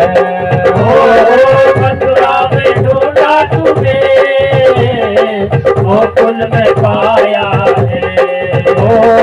मथुरा में ढूंढा तुम्हें और गोकुल में पाया है। मथुरा में ढूंढा तुझे गोकुल में पाया है। वृंदावन की गलियों में, वृंदावन की गलियों में तेरे श्याम का ठिकाना है। शाम तेरे मिलने का सत्संग ही बहाना है। ओ श्याम तेरे मिलने का सत्संग ही बहाना है। शाम तेरे मिलने का सत्संग ही बहाना है। जय हो।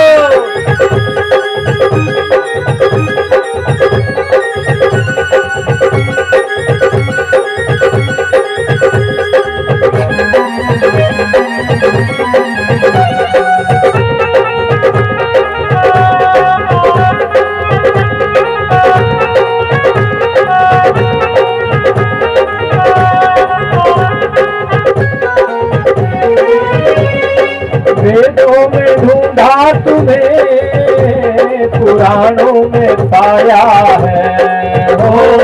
वेदों में ढूंढा तुझे पुराणों में पाया है। वेदों में ढूंढा तुम्हें पुराणों में पाया है।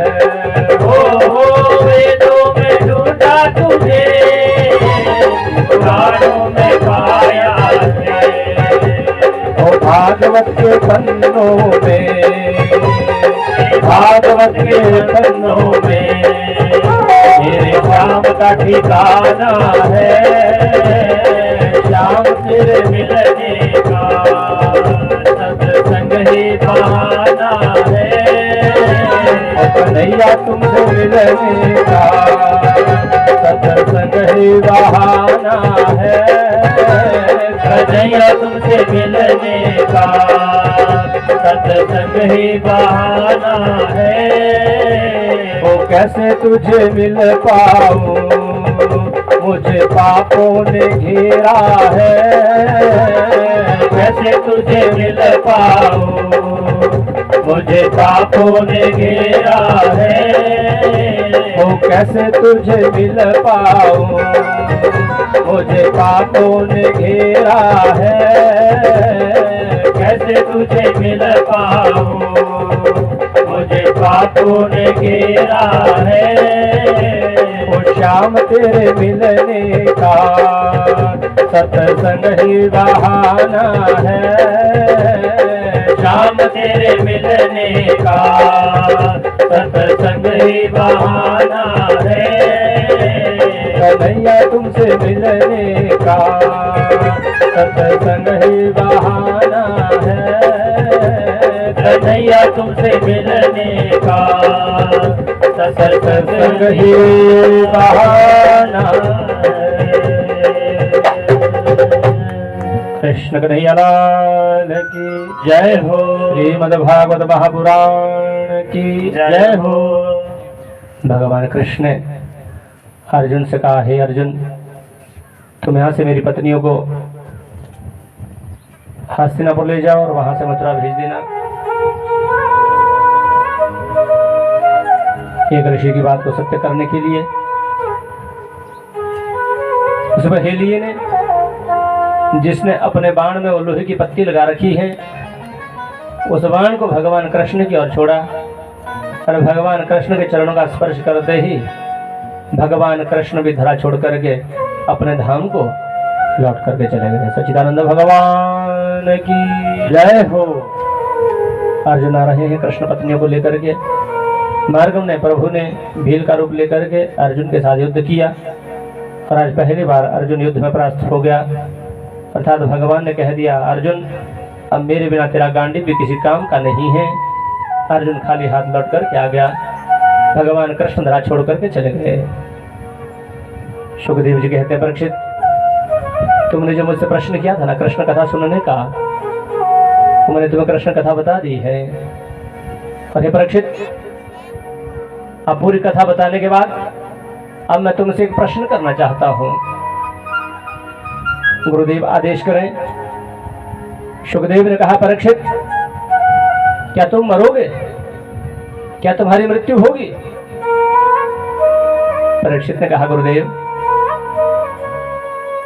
जब मेरा जन्म ही नहीं हुआ तो मेरी मृत्यु भी किस बात की होगी?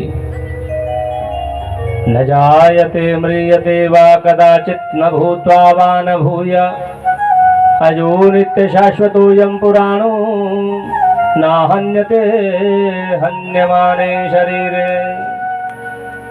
हे गुरुदेव, मैं शरीर नहीं हूँ, मैं मन नहीं हूँ, मैं बुद्धि नहीं हूँ, आत्मस्वरूप हूँ। आत्मा का ना कभी जन्म होता है, ना आत्मा की कभी मौत होती, ना कभी मृत्यु होती है। शरीर तो हर समय मरता है, शरीर की हर समय मृत्यु होती है। ध्यान देना, एक दिन वो भी था जब हम माँ के गर्भ से पैदा हुए थे और भय भय करके रुदन करके हुए विलाप किया करते थे, माँ के स्तनों से चिपके रहते थे। थोड़े से और बड़े हुए, पहली कक्षा में गए, फिर दूसरी में रहे होंगे, फिर तीसरी कक्षा में रहे होंगे। धीरे धीरे धीरे धीरे वो जो माँ के जो गर्भ से जो शरीर हमने लिया था, शरीर का परिवर्तन हो गया, हमारे को स्वयं पता नहीं चलता है। कई बार पड़ोस वाला कोई दूसरा व्यक्ति, बहुत दिनों के बाद कोई व्यक्ति कोई मिले, ये आजकल क्या बात है, थोड़े सेहत काफी बना दी है। कोई लोग कहते हैं जी आजकल तो काफी कमजोर हो गए। हमारे शरीर में वो परिवर्तन वही तो मृत्यु है। इसलिए जब भी कोई शरीर छोड़ता है उस पर हम लोग बड़ा विलाप करते हैं, बड़ा रुदन करते हैं, हाहाकार मचता है, क्योंकि हमें वो असली तत्व की प्राप्ति नहीं है, असली ज्ञान का बोध नहीं है। और जिस दिन असली ज्ञान हो जाए, अरे शरीर तो रोज का मर रहा है, शरीर तो हर पल हर क्षण मरता जा रहा है, पर वास्तव में मैं शरीर नहीं हूँ। शरीर का धर्म है मरण धर्म, जो हर समय मरता है वही तो शरीर है, पर मैं शरीर नहीं हूँ, मैं मन भी नहीं, मैं बुद्धि नहीं। परीक्षित कहते हैं, गुरुदेव मैं आत्मा स्वरूप हूँ, आत्मा अजर है, अमर है। ये एक शरीर से निकल करके फिर दूसरे शरीर में चली जाती है, उस शरीर को छोड़ करके फिर दूसरे शरीर में चली जाती है। कृष्ण कन्हैया लाल की जय हो। इतना सुनना था। सुखदेव जी महाराज खड़े हो गए। परीक्षित ने बड़े प्रेम से चरणों में प्रणाम किया और सुखदेव जी यहाँ से एकदम सीधे आगे निकल गए और सबके देखते देखते सुखदेव जी महाराज अंतर ध्यान हो गए। बोलिए सुखदेव जी महाराज की जय हो। सुखदेव जी अंतर ध्यान हो गए। और इधर सूत जी कहते हैं, ऋषियों आज राजा परीक्षित का अंतिम दिवस चल रहा है और राजा परीक्षित के अंतिम दिवस में बड़ी जोर से बड़े अनेक प्रकार से व्यवस्था कर दी गई। भाई आज तक्षक आकर के राजा परीक्षित को डसेगा, इसलिए बड़ी सुंदर भव्य व्यवस्था बना दी गई है। आज राजा परीक्षित से कोई मिल नहीं सकता है, कोई अनुमति नहीं है। इधर तक्षक आ रहा है और मार्ग में चलते चलते एक कश्यप नाम के ब्राह्मण, और जैसे ये भी आ रहे हैं, इनके पास बहुत बड़ी शक्ति है। और मार्ग में आते हुए जैसे कश्यप की और तक्षक की जैसी आपस में भेंट होती है, कश्यप नाम के ब्राह्मण ने कहा, महाराज आप कौन हो और किधर जा रहे हो? तक्षक ने कहा, भैया मेरा नाम है तक्षक और आज राजा परीक्षित को डसने के लिए जा रहा हूँ। कश्यप नाम के ब्राह्मण ने कहा, मेरे पास इतनी शक्ति है, मैं तुम्हारा विष नष्ट कर सकता हूँ। तक्षक ने कहा, शायद तुम्हारे पास इतनी शक्ति नहीं है, मेरे पास बहुत विष है और मेरे पास बहुत बड़ी शक्ति है। दोनों का आपस में विवाद हुआ और तक्षक ने किसी वृक्ष पर डंस मारा और वो वृक्ष देखते देखते एकदम सूख गया।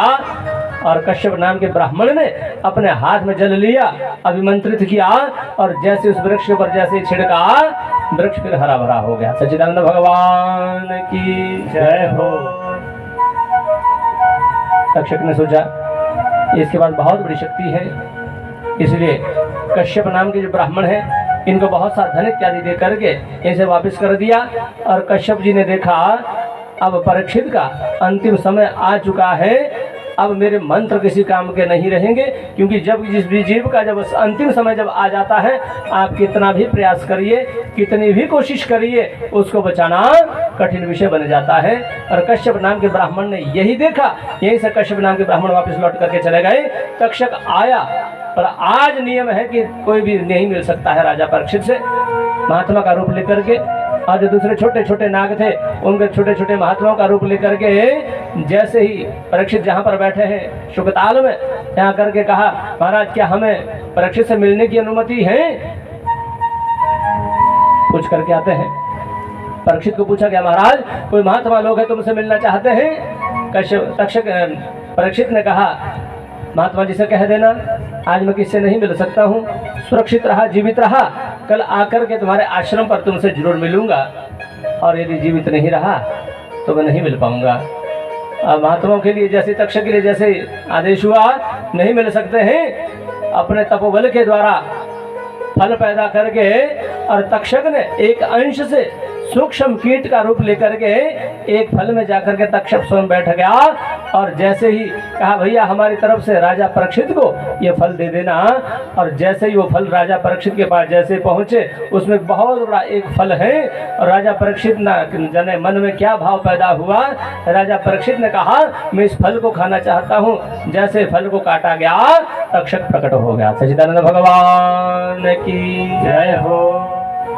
भगवान का चिंतन करते हुए, भगवान का ध्यान धरते हुए परीक्षित ने अपने शरीर का परित्याग किया, और एक ऋषि की बात को सत्य करने के लिए तक्षक ने हल्का सा डंस मारा, राजा परीक्षित का राव नाम सत्य हो गया। कृष्ण कन्हैयालाल की जय हो। इन्हीं परीक्षित के बेटा हुए जन्मेजय जी महाराज, इन्होंने बहुत विशाल यज्ञ किया, और उस यज्ञ में जितना भी विषैला जीव है, जितना संसार का जहर उगलने वाला जितना भी जीव है, सब उस हवन में कुंड में आकर के गिरने लगा।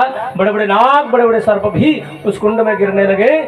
तक्षक भय के मारे दौड़ा दौड़ा गया, इंद्र के सिंहासन को कस करके पकड़ लिया, और बड़े बड़े नाग मारे गए। उसी समय आस्तिक मुनि ने आकर के जन्मेजय से कहा, हे जन्मेजय, सृष्टि का नियम है, जितना यहाँ पर अमृत की आवश्यकता उतना विष की भी आवश्यकता है, जितने धूप की आवश्यकता है उतनी छांव की भी आवश्यकता है, जितना सुख चाहिए उतना दुख भी मानव के लिए जरूरी है, क्योंकि उससे ही थोड़ा सा होश ठिकाने में रहता है। इसलिए परीक्षित, इसलिए हे जन्मेजय, तुम्हें यज्ञ को विराम देना चाहिए। और जन्मेजय ने यज्ञ को विराम दे दिया। कृष्ण कन्हैयालाल की जय हो। और परीक्षित को मुक्ति प्राप्त हुई। सुखदेव कहते हैं, हे शौनकादि ऋषियों, तुमने जो मुझसे प्रश्न किए थे मैंने तुम्हें उसका उत्तर दे दिया। और सूत जी कहते हैं, ऋषियों आपका जो प्रश्न था, इसके लिए मात्र श्रीमद् भागवत एक ऐसी कथा है जो कलयुग के दुखों से हमें छुड़ा सकती है, और बार बार जन्म और मरण के चक्कर से श्रीमद् भागवत कथा ही एक ऐसी कथा है जो हमें जन्म और मरण के चक्कर से मुक्त कर देती है। श्रीमद् भागवत में 12 स्कंद है, 335 अध्याय है, और 18,000 श्लोक हैं। जो श्रीमद् भागवत का नित्य पूजन अर्चन करता है और दिन में एक अध्याय की कथा करता है, 1 वर्ष में श्रीमद् भागवत की कथा पूर्ण हो जाती है। कृष्ण कन्हैयालाल की जय हो। श्रीमद् भागवत का शुभारंभ मंगलाचरण से होता है।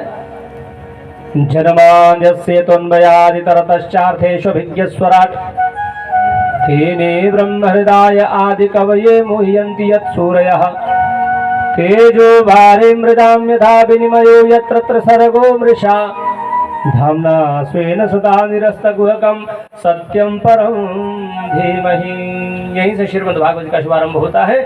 और कथा के आरंभ में 6 प्रश्न किए थे शौनकादि ऋषियों ने सूत जी से। कृष्ण कन्हैयालाल की जय हो। और मैंने शुरू के दिन में निवेदन किया था, जो मुझे 6 प्रश्न बताएगा उसको मैं नाम दूंगा। पर चलिए मैं ही बता देता हूँ, समय बहुत हो रहा है। ये 6 प्रश्न थे।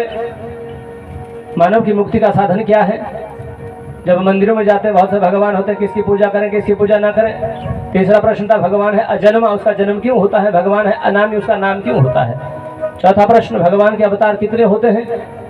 आपको जो स्तुति पत्रिका दी है ना, शायद आप लोगों ने संभाल के रखी होगी, वो डस्टबिन में तो शायद डाली नहीं होगी, पर जिसने संभाल करके रखी है, जिसके पास नहीं है वो स्तुति पत्रिका ले सकता है।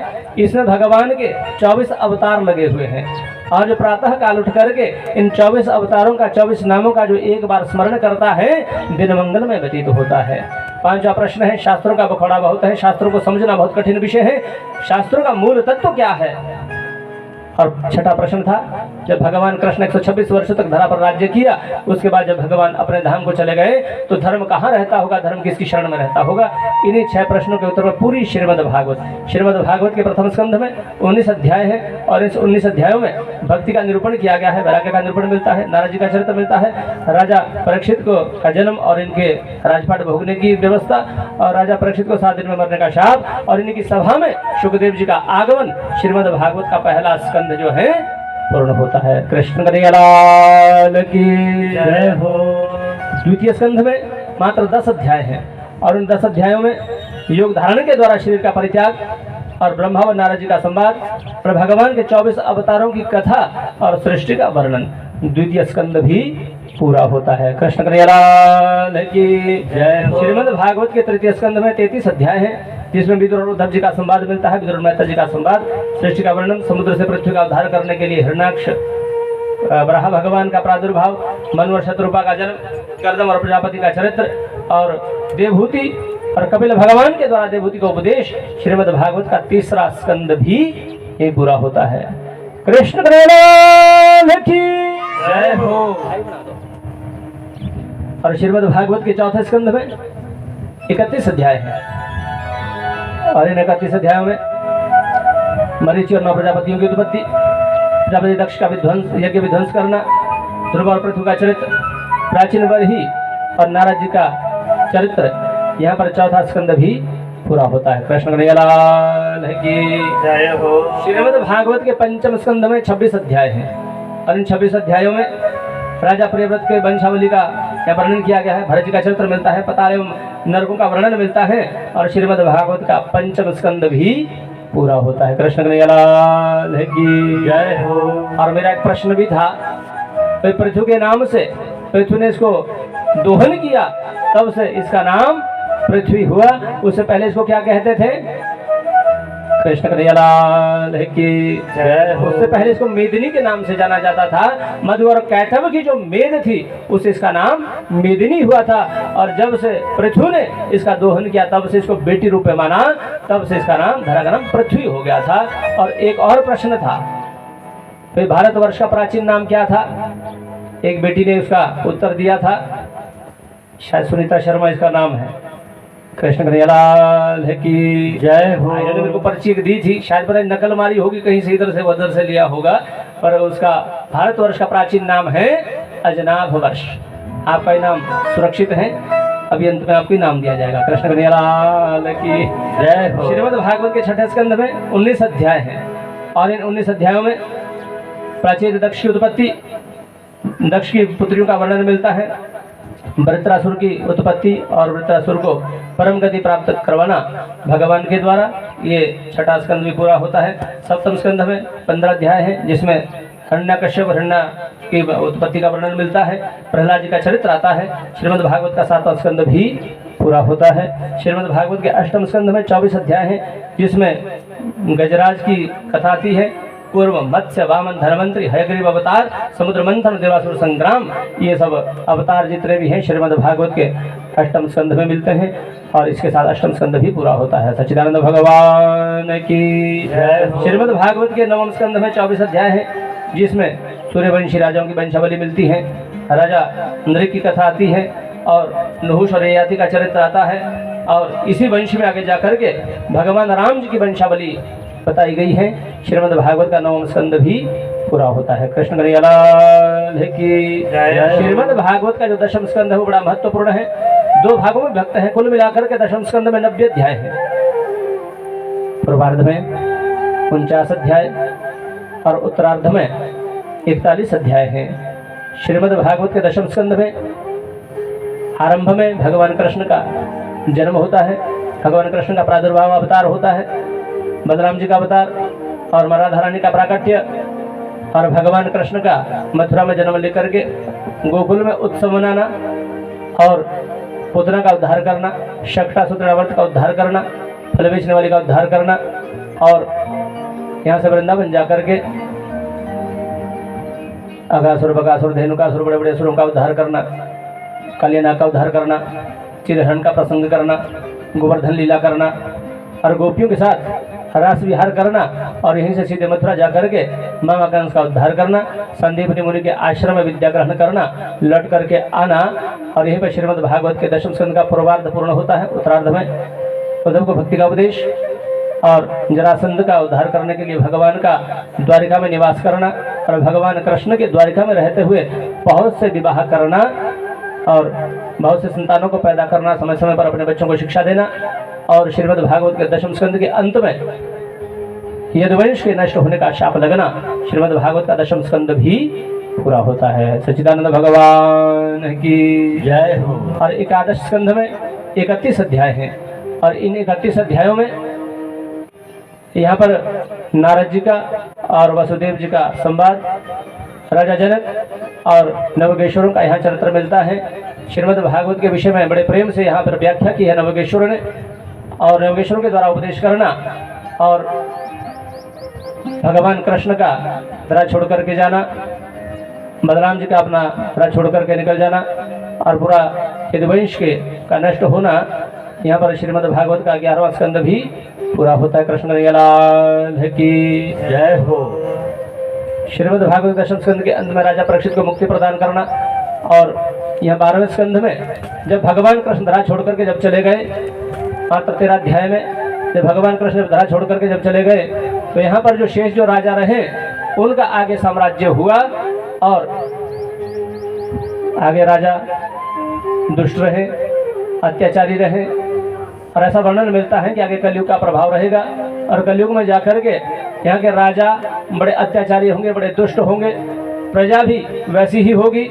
यथा राजा तथा प्रजा, प्रजा भी कामी होगी, लोभी होगी, दम्भी, पाखंडी, अनेक प्रकार से प्रजा के विषय में बताया है। और धीरे धीरे धीरे धीरे अधर्म जो बहुत प्रबल सीमा पर चला जाएगा, चरम सीमा पर जाकर के पुनः धर्म की स्थापना करने के लिए भगवान पुनः दक्षिण भारत के सांबल ग्राम में विष्णु शर्मा के घर में पुनः भगवान स्वयं कल के रूप से अवतरित तो होकर के देवदत्त नाम का घोड़ा उस पर बैठ करके अपनी तलवार लेकर के एक बार फिर से जो पापी है, अधर्मी है, उनका कत्ल करते हुए, उनका नष्ट करते हुए पुनः एक बार धर्म की स्थापना करेंगे। कृष्ण कन्हैया लाल की जय हो।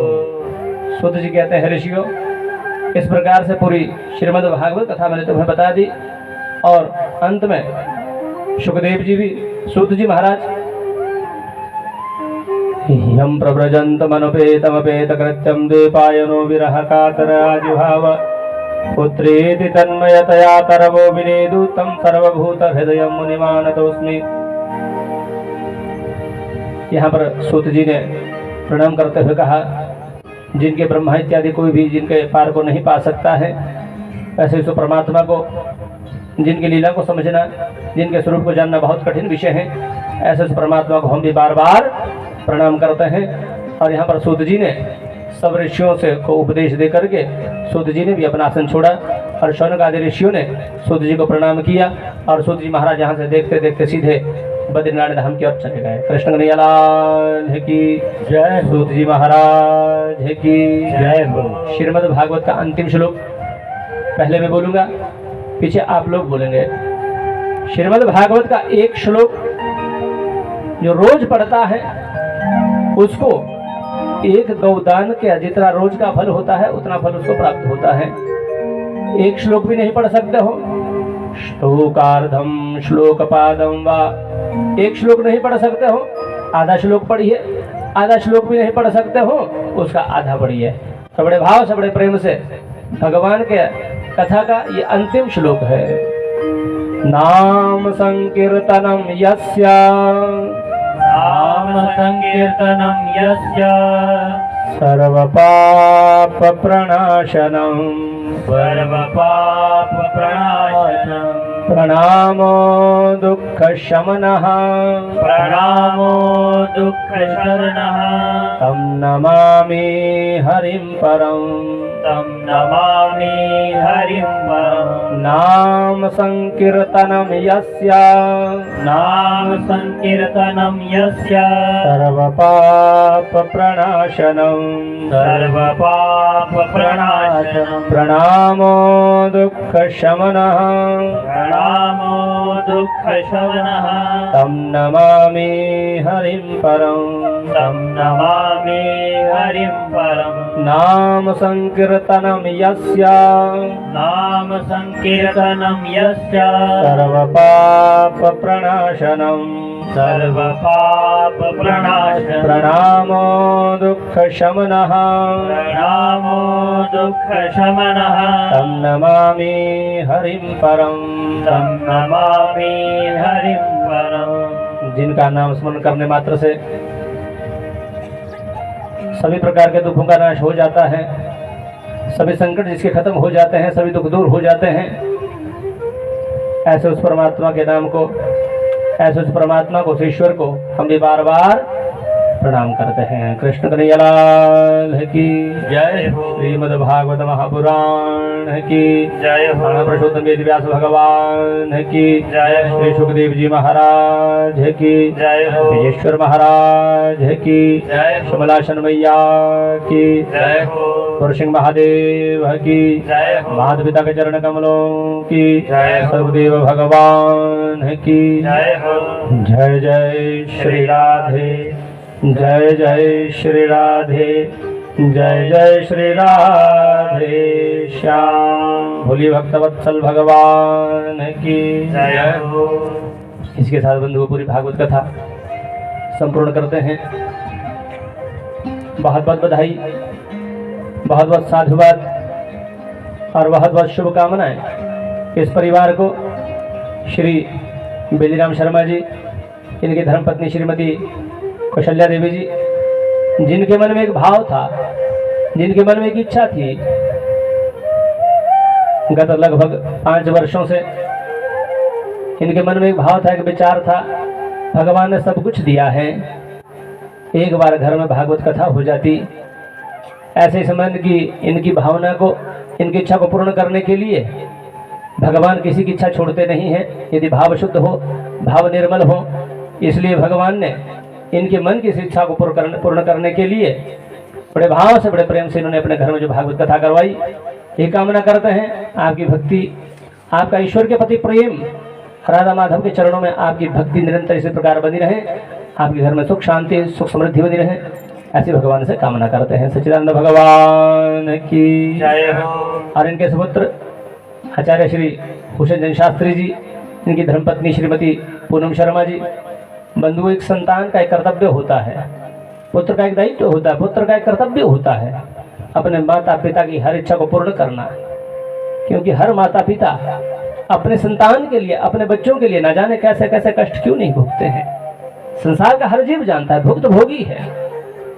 माता पिता न जाने कैसे कैसे कष्ट, कैसे कैसे संकट नहीं भोगते हैं। कई बार स्वयं को भूखे प्यासे रह जाते हैं, पर बच्चों को कभी भूखा सोने नहीं देते हैं। माँ स्वयं को गीले में रह जाती है, पर बच्चे को कभी गीले में नहीं सोने देती है। और धन्य है वो संतान, धन्य है वो पुत्र और पुत्र वधू, जिन्होंने अपने माता पिता की इच्छा को पूर्ण करने के लिए बहुत सुंदर एक आयोजन किया।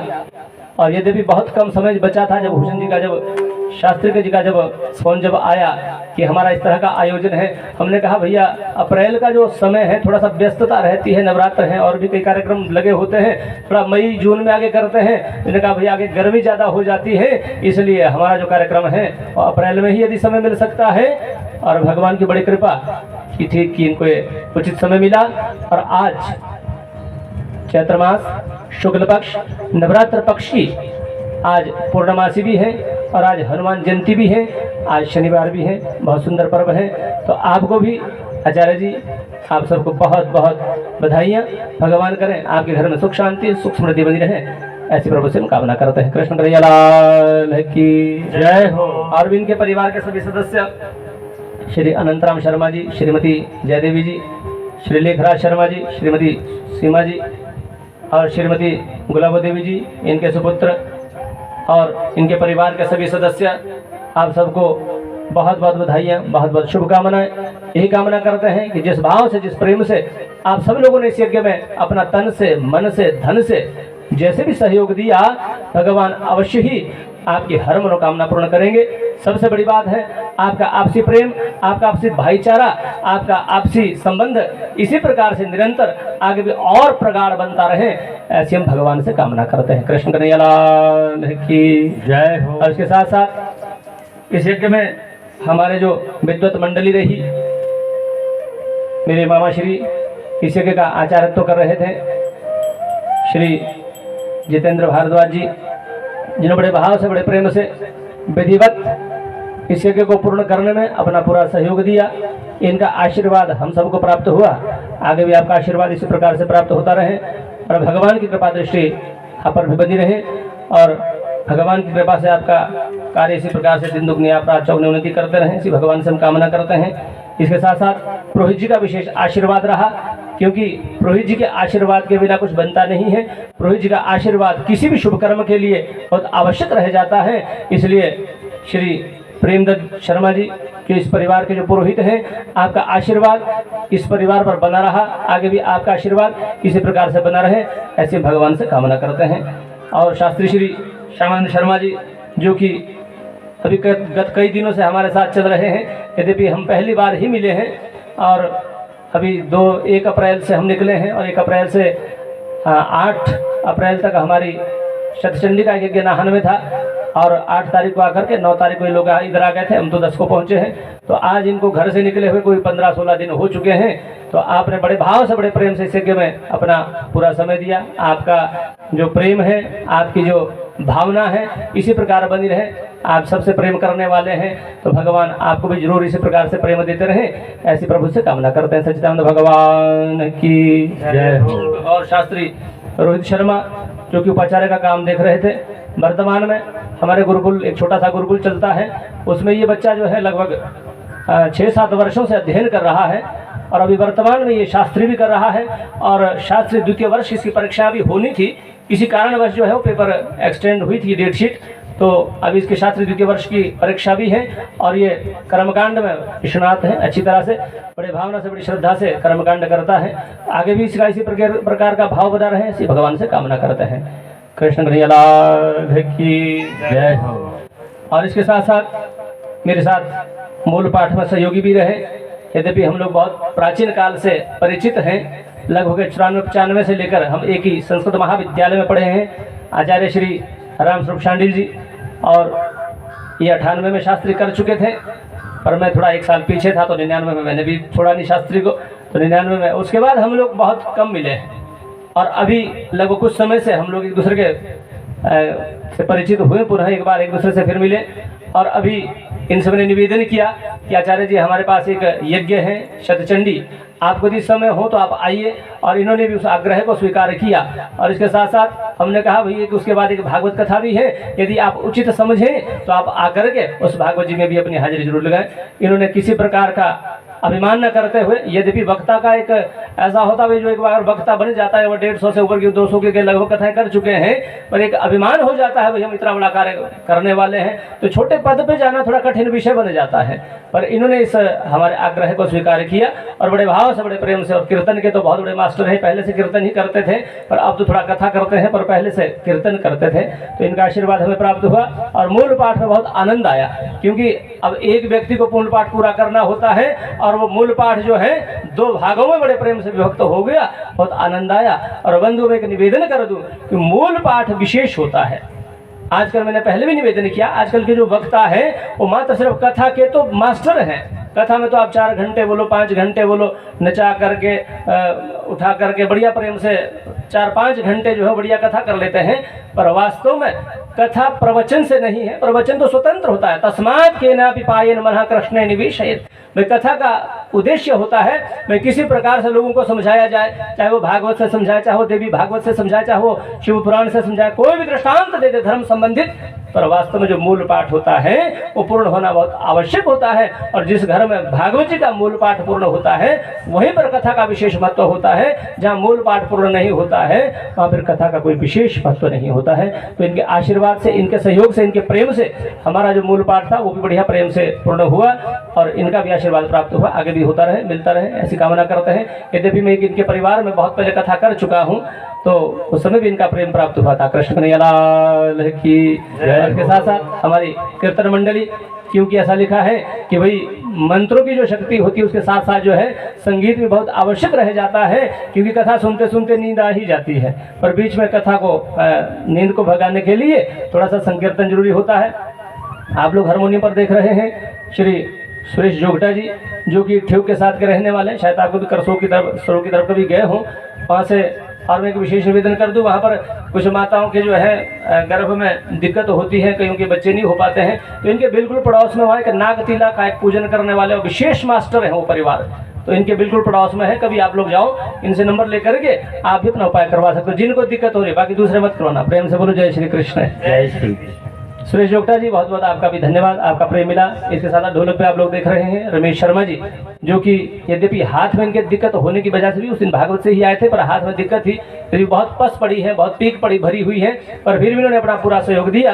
आपका भी बहुत बहुत धन्यवाद। इसके साथ साथ आप लोग कैसियो पर देख रहे हैं जोनी भाई, जो कि अपने कैसियो के बहुत बड़े मास्टर हैं, और जितना साउंड आप लोग देख रहे हैं ये भी इनका ही है, ज़्यादा दूर के नहीं है, आपके ही कालका के बिल्कुल रहने वाले हैं, तो इन्होंने भी अपना पूरा सहयोग दिया और इनका भी बहुत बहुत धन्यवाद। कृष्ण कन्हैया लाल की जय हो। इसके साथ साथ ठीक में जो हमारे पाचक रहे, भोजन बनाने वाले रहे बंधु, आपका भी बहुत बहुत धन्यवाद, जिन्होंने ऐसी तप तपाती हुई धूप में, ऐसी गर्मी में बड़े प्रेम से, बड़े प्यार से जो है अपना सहयोग दिया, अपना आपने समय निकाला, इसलिए आपका भी बहुत बहुत धन्यवाद। और इस परिवार की ओर से हम आपको जो है बहुत बहुत धन्यवाद करते हुए आपको बहुत बहुत साधुवाद देते हैं। आपकी जो भक्ति है इसी प्रकार बनी रहे, ऐसी भगवान से कामना करते हैं। कृष्ण कन्हैया लाल की जय हो। और विशेष में जिसने भी जैसा भी सहयोग दिया, तन से, मन से, धन से, आप सबका बहुत बहुत धन्यवाद। और आज के सत्संग में जो भी हमारे ज्येष्ठ, श्रेष्ठ, वरिष्ठ जो भी कथा में उपस्थित हैं, आप सबका भी बहुत बहुत अभिनंदन, स्वागत करते हैं और बहुत बहुत धन्यवाद करते हैं। कृष्ण कन्हैया लाल की जय हो। देख लो 5 मिनट। अब क्या करें, बहुत दिन हुए, 15-16 दिन हो गया घर से आकर के, वही अब तो घर जाना है, अब बोल नहीं सकते हैं, बच्चों की याद सबको आती है। कृष्ण कन्हैया लाल की जय हो। इसके साथ अपने जीवन की 170वीं कथा को विराम दे रहा हूँ। आपको मेरी इस कथा में कुछ खट्टा मीठा लगा हो तो खट्टा मुझे वापस दे देना, मीठा अपने पास जीवन में उतारने का प्रयास करना। आपको मेरी कर्कशा वाणी से किसी को कोई बात बुरी लगी हो तो क्षमा करना, और जो आपको अच्छा लगा हो बंधु उसको जीवन में उतारने का प्रयास करना। यदि इस क्षेत्र में मैंने कुछ ज़्यादा कथाएं नहीं की हैं, एक बार पहले मैं काटली में आया था, काफ़ी वर्ष हो चुके हैं, और एक कथा यहाँ बिल्कुल आपके पार्ले साइड पड़ोस में बालक में की थी, तो इस क्षेत्र में कोई ज़्यादा, तीसरी कथा इस क्षेत्र में पूर्ण होती है। ये कामना करते हैं आप लोगों का प्रेम, आप लोगों का आशीर्वाद और कुल देवी देवताओं का शुभ आशीर्वाद इसी प्रकार से बना रहे। इसके साथ वाणी को विराम दे रहा हूँ। आगे का कार्यक्रम हमारे यजमान जी आकर के ब्राह्मणों का पूजन करेंगे और यथाशक्ति जो भी बन पाए वो इनको पारितोषिक देंगे, और तब तक बड़े प्रेम से आप संकीर्तन का आनंद लेते रहेंगे। और उसके पश्चात आरती होगी, आरती के बाद अभिषेक होगा, और अभिषेक के बाद आशीर्वाद होगा। कृष्ण कन्हैया लाल की जय हो। और भाई जिसका इनाम है वो उठ करके खड़े होकर के आकर के मुझसे अपना इनाम ले लें। कि सच्चिदानंद भगवान की जय हो। हाँ, सुनीता शर्मा, वैसे मैं इनाम लाया नहीं था, पर चलो देना तो पड़ेगा, जो व्यास गद्दी से बोल दिया उसको तो पूरा करना पड़ता है। कृष्ण कन्हैया लाल की जय हो। माला है मेरे पास, बोल कौन सी चाहिए? मेरे को नहीं चाहिए। चलिए कोई यार ले, ऐसा थोड़ी ना होता। लीजिए। बोलिए सच्चिदानंद भगवान की जय हो। आइए सब लोग बड़े भाव से, बड़े प्रेम से संकीर्तन करते हुए पुराण पूजन, व्यास पूजन और सब विप्र मंडली का पूजन होगा।